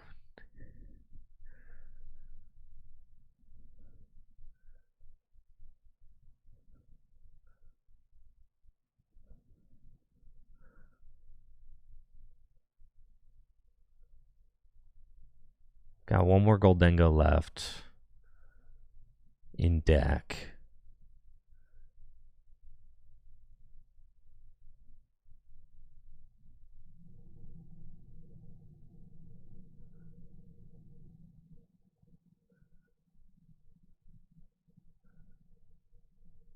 I feel like it's skip for 10 angle here. I feel like that's what we're doing.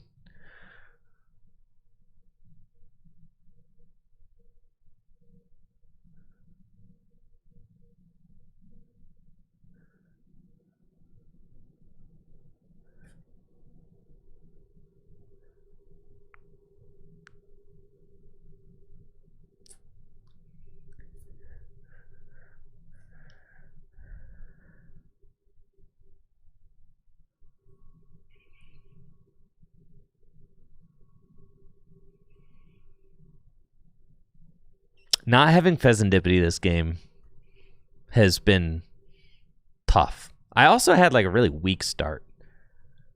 I have not played an Arven yet. No, okay. I was like, something is really weird about this game. No Fez, no Arven. I literally am going no Fez, no Arven this game. That's what's going on. I think dude might be very low on energy. I mean, there's 10 in the discard. So like there's at least a decent chance. Yeah. That he's not going in with Galvantula this turn. Because he doesn't have the lightning for it. There's 5 lightning in the discard pile.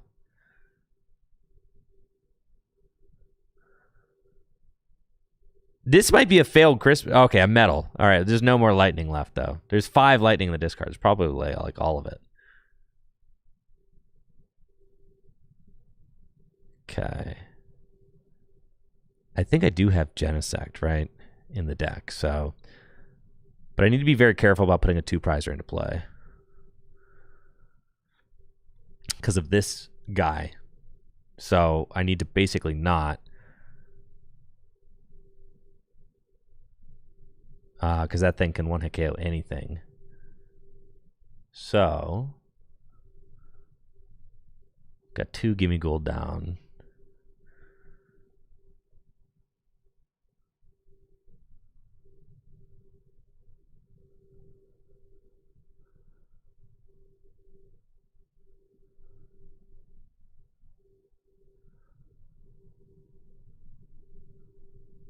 Okay.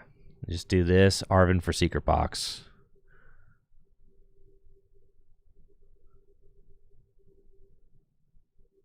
I don't play Prime. Not anymore.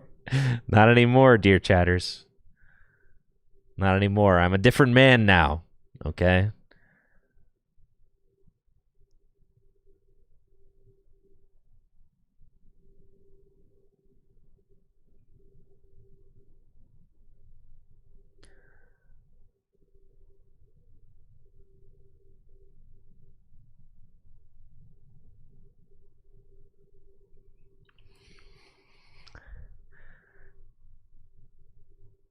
Yeah, Secret Box is the new age comp search. The old me would have played Secret Box because I used to be a comp search truther. So, but I've seen the ways of the box now. I've seen the ways of the box. I get the box. I get it. No, I was never a dowsing machine knower. I was always a comp search truther for sure. And here, I don't care what they prime catcher. Doesn't matter. All right, dude. I got you this time. I got you this time. That's right. Go ahead, gobble down my... Are you going to give me this shocking web? All right, I mean, that's pretty good. Makes sense. It's a good choice. 2 Lunatone in the discard pile. I see it. My Fez is down, but it doesn't matter. I should just have it. Yeah, I have it. Because of the broken box, guys. I can't believe it. The box is just too good.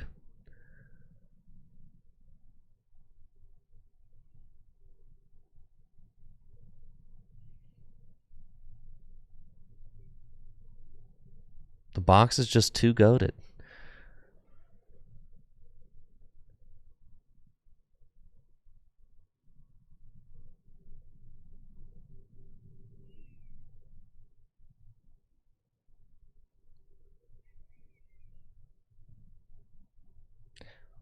Who wants to do it the fun way?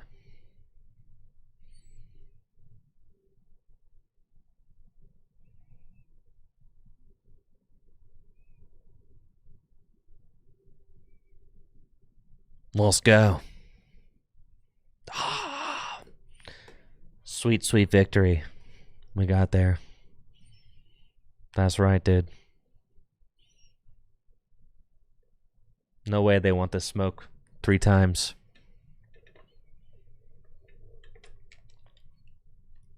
How much was Computer Search before Secret Box?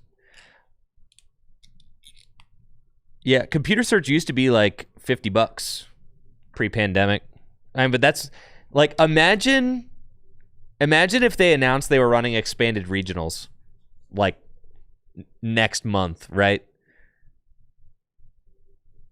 Imagine if they, like, the cost of Propagate Execute from Plasma Freeze would go through the roof because they've never reprinted any of this stuff. Floatstone would like go through the roof.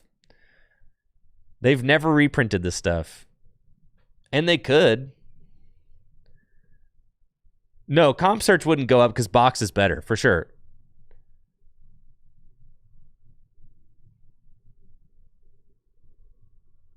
It'd mostly be Floatstone, Propagate Execute, or like the 2 that would be like.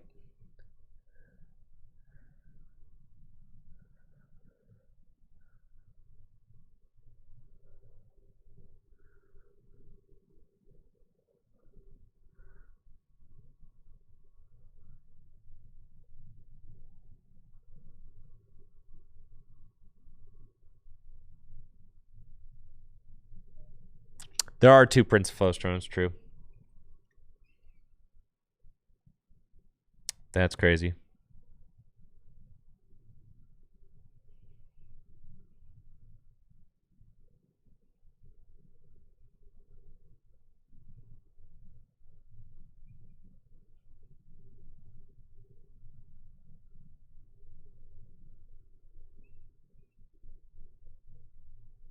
Dang, man. Nobody online. Nobody gonna give me a game. Yo, let me get to 8,000 elo or 1,800.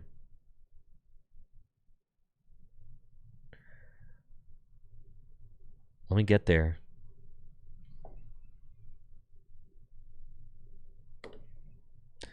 This is so sad.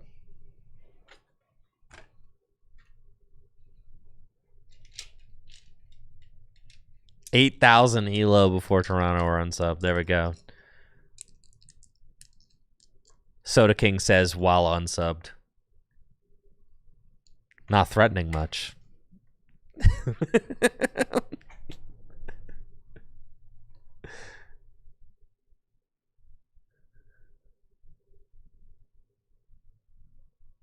Let's freaking go.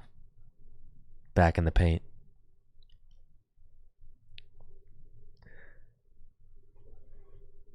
Oh, unsub on YouTube. Oh.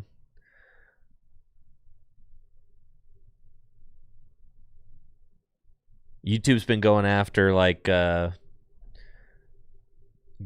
account, been weeding out like old accounts and stuff on YouTube. My sub number's been tanking lately, bro. That or people hate my content. One of the two. One of the two. All right, we're up against Guardy Jelly. The turn 1 on the Frillish. All right, but we've got the Baneri and the TM Evo right here. Venomous joke. You listen to the tag team pod? I was in a dark place when I recorded the tag team pod. I'm in a much lighter place now. Venomous joke.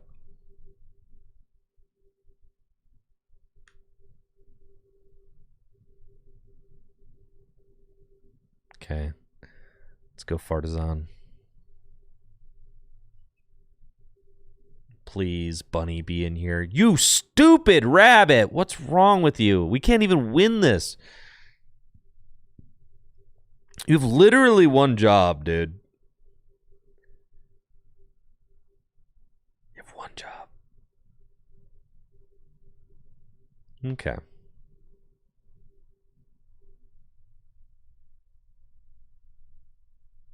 That's fine. Well, goodbye, Bunny. I got the wrong energy. Whoops. It's fine. There's supposed to be double fighting there. I was tilted.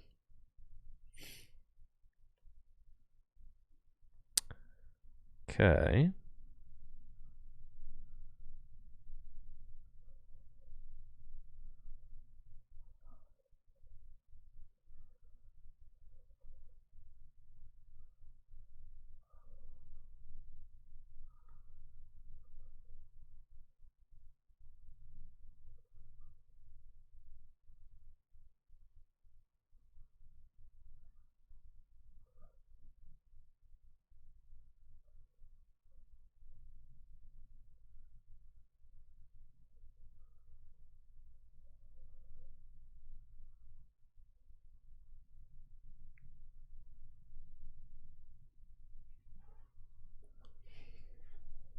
Yeah, this doesn't seem great.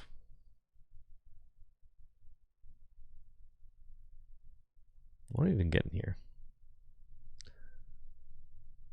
It's fine.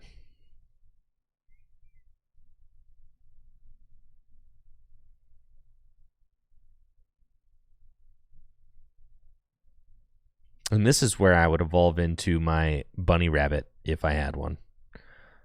This is where I would do it. I would do it right here.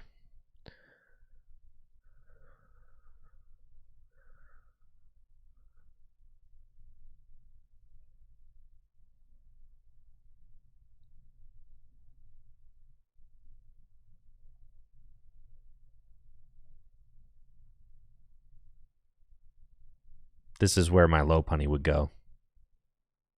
If it was in the deck.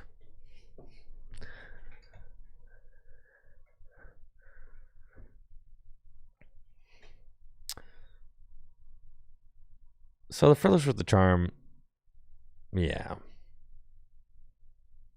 I mean, that's why it's one of the reasons the low punny's here. You could play 2,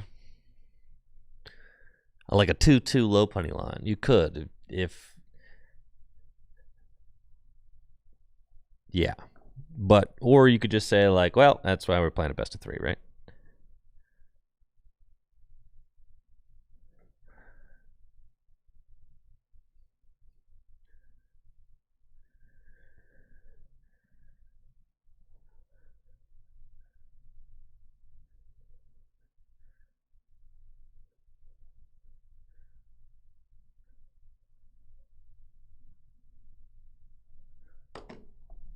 All right, let's go.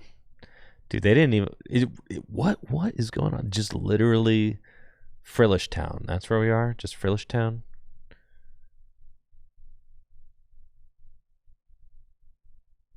They didn't item lock me. Wait a minute. But I can't even capitalize on it.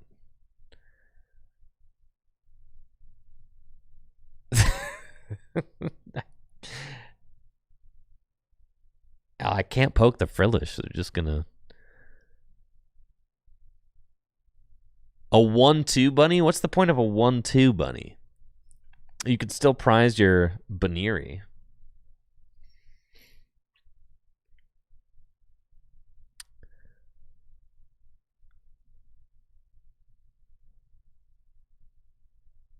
Now with the 2 Frillish, that's signifying that this is Guardy Jelly, right? Not just like Gardevoir featuring Frillish. Don't you just go full 2-2 if...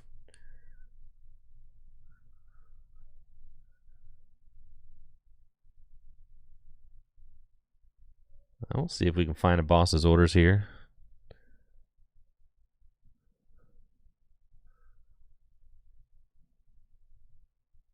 Hey, ask and you shall receive, chatters.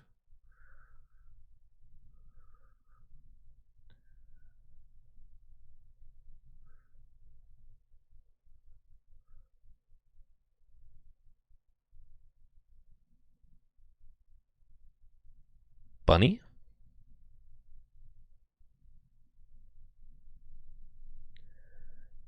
Behind door number 2.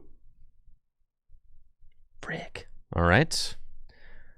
It's fine. It's fine. I don't have like any energy in the discard pile, just 1, so.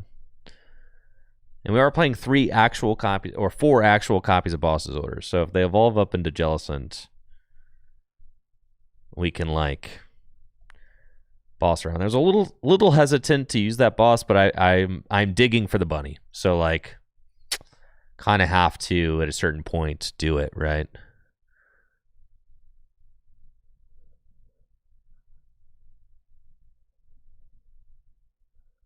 All right, the Fez, that's juice.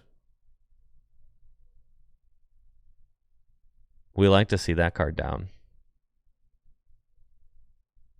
For sure, for sure.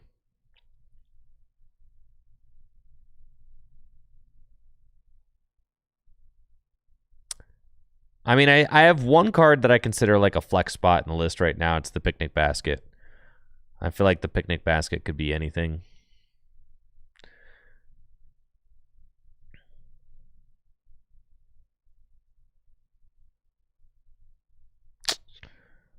Arvin.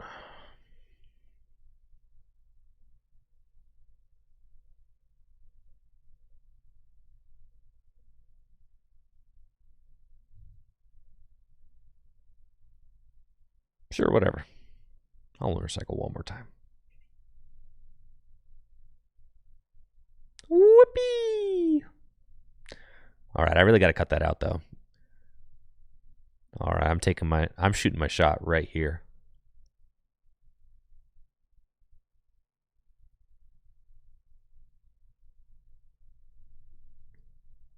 I'm goated with the sauce. Lopunny is behind door number 3. Here it is. God, I'm nuts!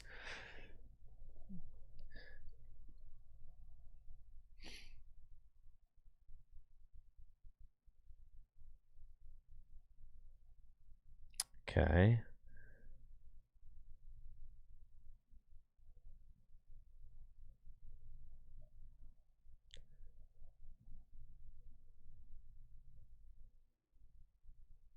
"30 centimeters of snow." Is that like what's that, like a foot and a half?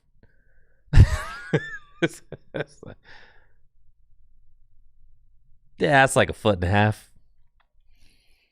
All right, that's a decent chunk of snow. I'll give it to you.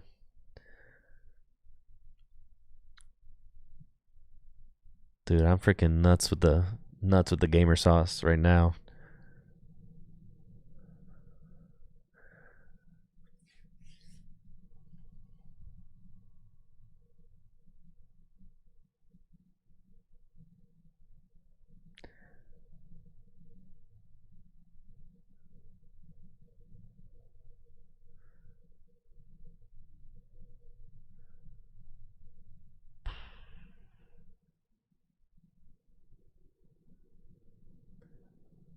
Yeah, just smack that thing. 230. Okay. I only got 2 boss left, so I got to be careful with those. See, if that was another low punny. Oh, I'm missing the round. It's up. Oh. Round number 4. Let's go.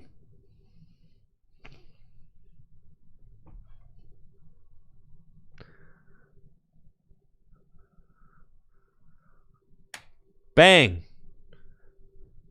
Well, let's go, chat. Round number 4 is upon us. Round 4 of 4 here at GLC League Nights. We have got Alex Carpenter on the left, 2-0-1. Sean Rares on the right, 3-0. Fighting versus water. Classic matchup here. Well, let's go.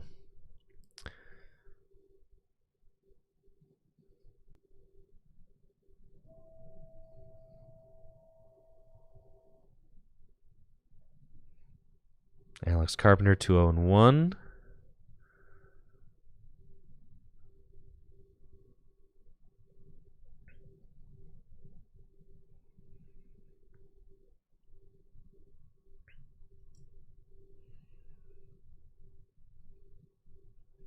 Winner of this should take it tonight. Round 4. Well, let's go.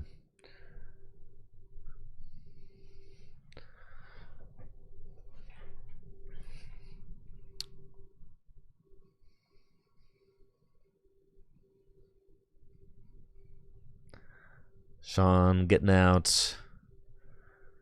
It's got Riolu and Halucha. Oh, I've got the names mixed. Dang it. Player on the left is Alex Carpenter.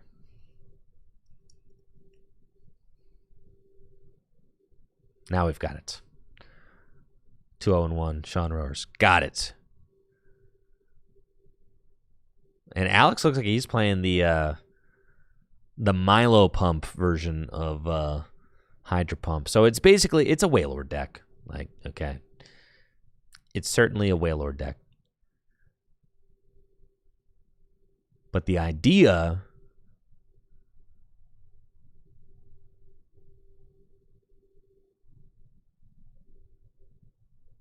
is that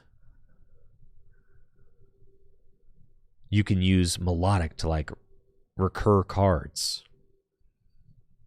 healing cards, all sorts of cards.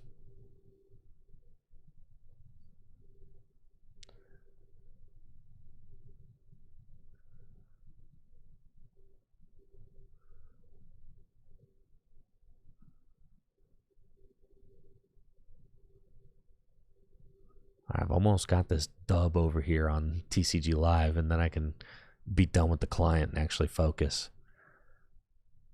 My Elo needs this dub, though, so. All right.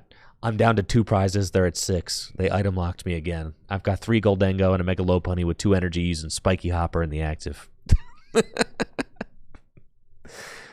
But over here on GLC League Night, Alex Carpenter got a nice looking board set up. Put it in the corner like Subway Surfer. All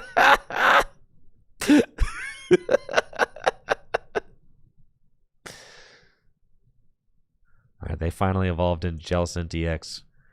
And yeah, I'm getting my butt Iona to 2. Well, you know what? I certainly had that coming.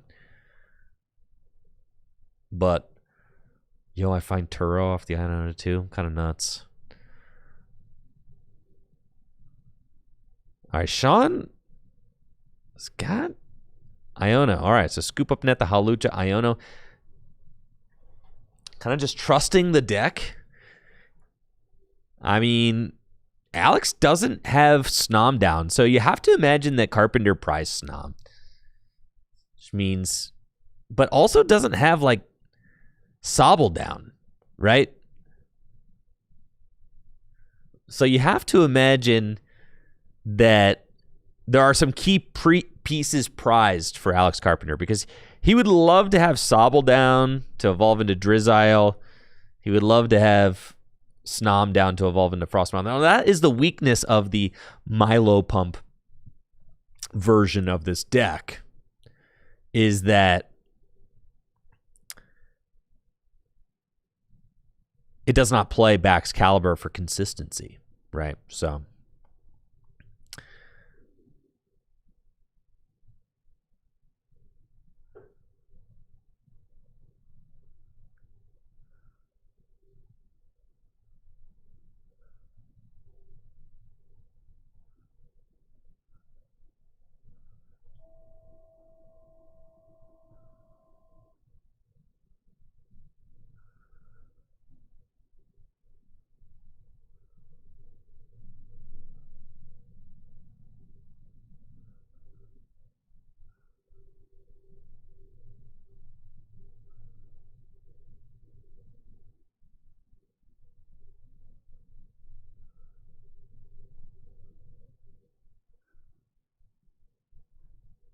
now Alex is going to have to go like digging to try and find the cards that he needs in order to get a single Wailord going. You do have like Reversal. It's like kind of an option.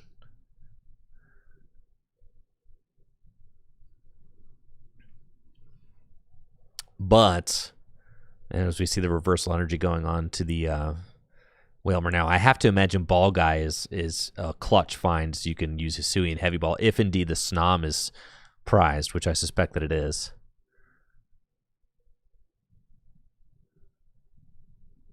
Blank Object asking on YouTube, would you say that you're obsessed, locked in for Toronto, or would you say you just feel obligated to grind? Let's see what this is. It is, the Snom is prized, confirmed. I would say that I'm feeling I'm feeling like I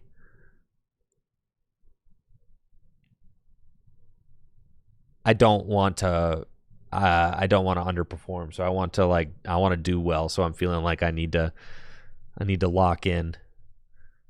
But I have been locked in. I feel like I don't feel, it doesn't feel like work. Like it feels like I'm like the event is happening this weekend. So like, I don't know, some combination of like anxiety and also like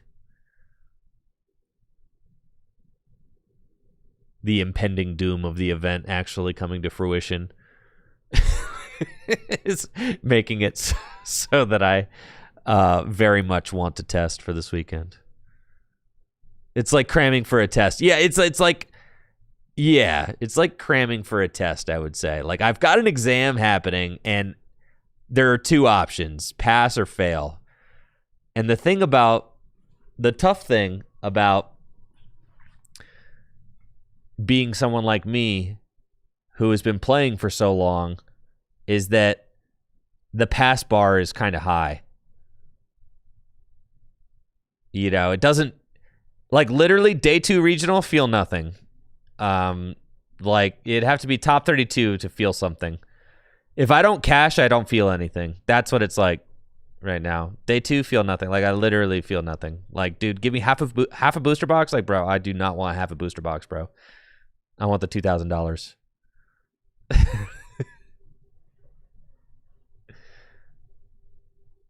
Does that make sense? So, yeah. Jesse says he feels good if he gets a booster box or better. Not me, dude. Listen, the Limitless profile got to be looking sexy, okay? Top 128, don't be looking sexy, bro. Top 32s are better. Those look sexy. That's hot. I'm just being honest, okay? And everybody's opinion's different. But for me, I don't care how much the box... I care about what does the Limitless profile look like, bro. Does it look sexy or does it look not? Bunch of top 128, top 256. That just makes it look worse, bro. Pays for the trip. I'm not trying to just break even, dude. My family's starving out here.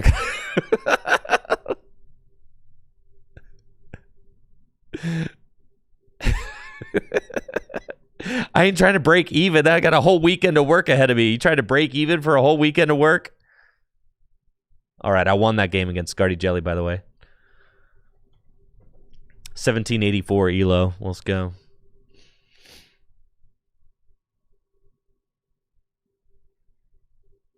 Jesse, your Limitless page might look stinky, but it's also got a top 4 worlds on it, so it literally doesn't matter.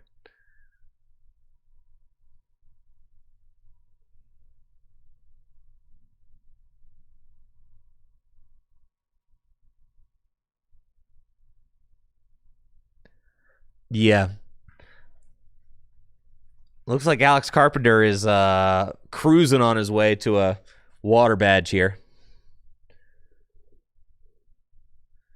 Venomous Joke says Milwaukee's your first and you day two'd. You should be happy with that. Well, that's the thing, Venomous Joke, is that everybody's expectations for themselves, it's personal. It's like, I don't mean to say when I'm talking about this, it's all personal. Like, I've been playing for so long and have, experienced the highest highs of the Pokemon TCG that for me, like, my expectations for myself are to try and top 32 the regional. Like, that's my expectation going in. And it always, for a long time, like pretty much ever since 2015, I would say ever since like 2014, that's been my expectation for myself. Just think about the sheer amount of my life invested into this freaking game, But the thing is that I haven't been able to do a lot of like the necessary grind work to perform at that level. I would say for the last like 16 months, like since my son was born, I really haven't been able to put in that kind of like maximum effort that I used to be able to put in. And like, that's just the life stage that I'm at right now, but that's okay. But I'm getting to the point where I'm growing more adjusted to the dad life and like how to function and how to find time for, the things that I want to continue doing well at.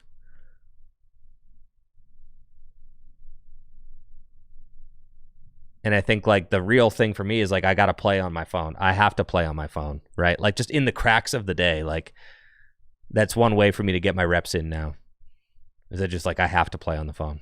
I can't always sit down on the computer to grind. So, and that's it. Alex Carpenter wins badge number 5. Halfway home, chat, in January.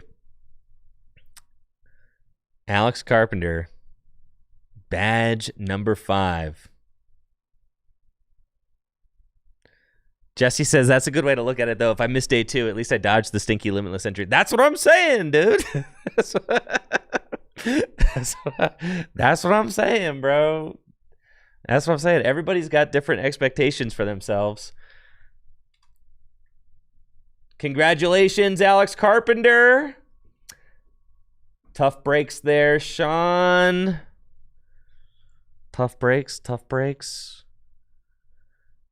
I top 8'd my first regional in 2013. That's how long I've been playing this game, 2013, bro, is when I top 8'd. 2013, bro. 2013.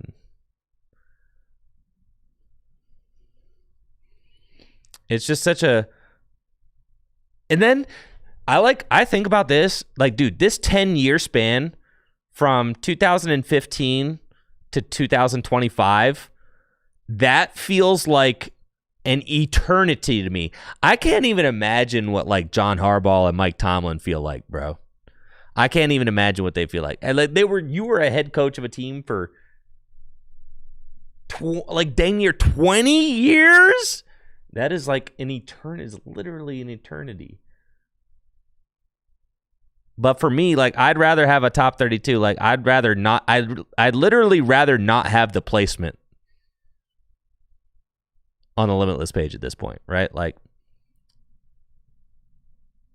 now, unfortunately, my regional win happened in 2015, the same year as this World Championship, but is not recorded on Limitless. So that's sad. That's like it's my one regret about my Limitless page is it doesn't have a regional win on it, even though I've won one. So, because it happened in 2015, the same year I got 9th at Worlds. So that would be the one thing that I want to add to the Limitless page is I want to actually get a regional win on here.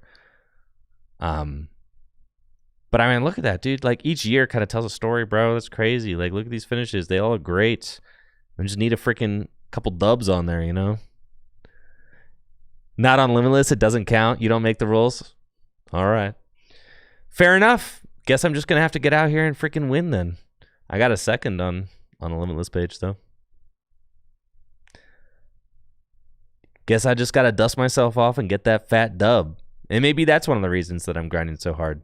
Is because, like, I know that my opportunities to play, like, I'll never be able to, at least not anytime soon will I be able to go, this is the year I went to the most amount of stuff. Like, back when I used to play like this, you know, all these years, I never went to every event. I was never a player who went to every event. Never was I.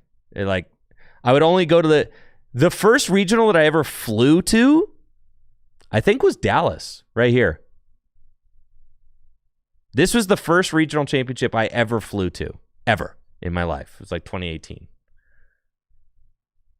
Because that's just not something we did, right? I mean, so like I started playing in 2011. Nobody flew to events. There was like no reason to do that, right? Because literally, like, look, why would you fly to this tournament, bro? I got 9th place and I got $500. Like, why the hell would I do Why would I ever do that, bro?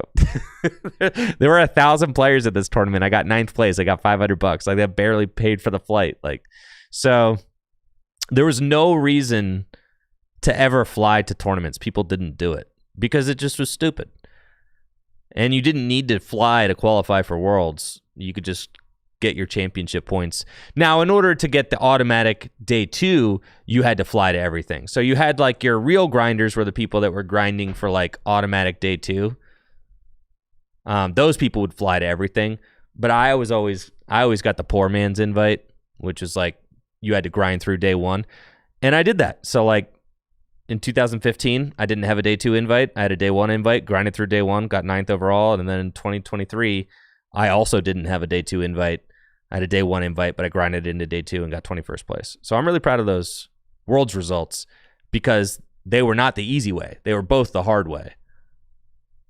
Which regional did I win? I won St. Louis Regionals 2015. It was the first regional championship ever produced by the Pokemon Company International. If you go all the way back on Pokemon's like official YouTube, it's like on there. It's like the first regional they ever the first regional they ever did. But you have to like scroll. It's actually easier to start old and go new. There we are, right here. Bang. 2015.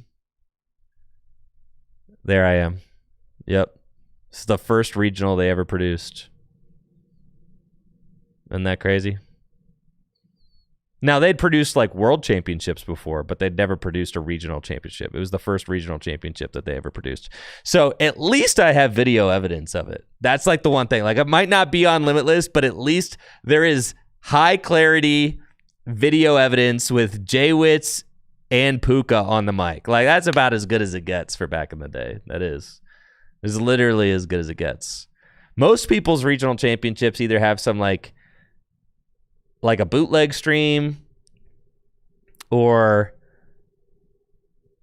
no record at all. Like, you were lucky if you got a bootleg stream. Just win Toronto. That's what I'm saying. I just got to win Toronto and we're Gucci.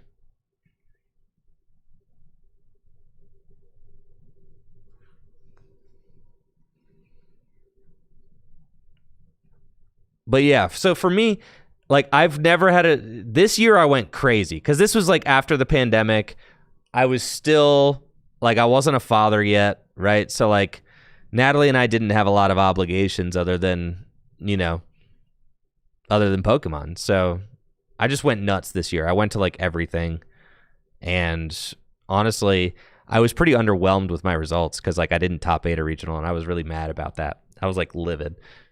Like, because I kept getting so close. Like every single event I went to was like top 32, top 16, top 64. I mean, I had top 64 at EOIC. I mean, I was like in the mix in everything I went to. And then even Arlington, I scooped a Riley and are winning into top 8. So like I could have top 8 at Arlington, but I scooped a Riley because I had a flight to catch and he didn't.